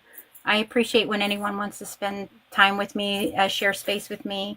And when you asked me, I was very honored to be able to. The honor is all mine, I assure you. I love you, and I have said this many times before. If it were not for this silly little dance app, I just don't think that I would have the opportunity to sit at the tables that I have been able to sit at with the people that I've been able to sit at, the caliber of people that have allowed me to be a part of their panels, their shows, mod for them, and pick their brains is overwhelming to me. Like, you are amazing, Rabbi. I can never thank you enough for all you teach me, and I love listening to you. I love your voice. I love your countenance, and you just bring so much to my life, and I really appreciate you. I can't say enough, and I would love it if you all make sure you're following the Rabbi. And if you would like to support the Rabbi, whether you join her Patreon or subscribe to her on TikTok, there are other ways to support her in her link tree. So go hit up her bio. You can always tip her. And she's an amazing person with a wealth of knowledge. So make sure that you follow and subscribe to her. Nick, when will you be live again? Oh, absolutely. Nick, when will you be live again next?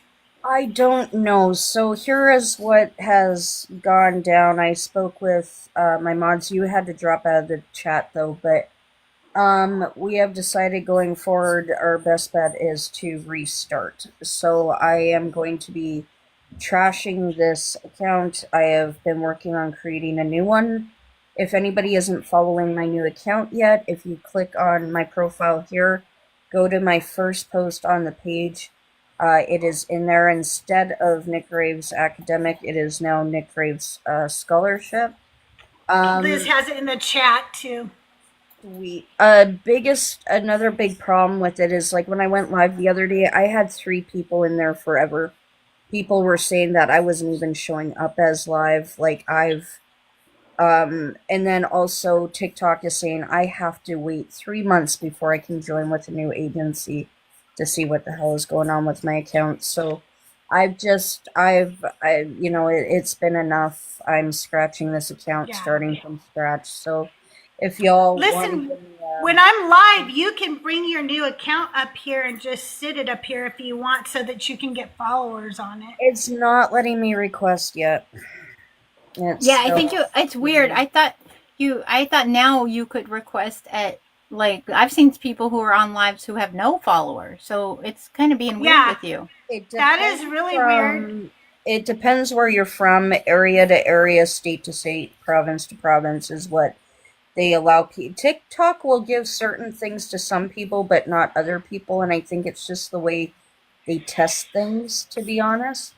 And unfortunately, I can't request a panel because I was going to do that in Joyful's live last night, and I was like, shit, I don't got enough yet. So yeah, I'm just kind of spreading the news. So until I get that one up and running, I'm actually just not going to go live anymore. I'll still be joining everybody on their panels on this account for now, but until I get that one up and running, it's a lot of energy to do a live for 4 people, 5 people, you know? It is. It's a lot of energy. And it's like, it's a lot of energy to do a live. It's a lot of energy. It is. I didn't realize how much goes into it until I started doing it on the regular. I'm just like, I got to make a background. I got to sit here and come up with a topic. I got to be engaging. I got to not tell people off too much because they might say I'm being hateful, even though it's just truth. That ain't my problem. Like, And by the time I'm done, my brain is like, okay, Rabbi's gonna take a nap. Doug was mocking me the other day because he was like, do you want to go? And he wanted to do something like go to a flea market or something, right? And I said, well, I really, like today's not a good day because I have my show today. He goes, oh yeah, you have 3 hours where you're going to be busy. I was like, well, I'm also going grocery shopping too today. And he was like, oh no, 5 hours of your 24 hours.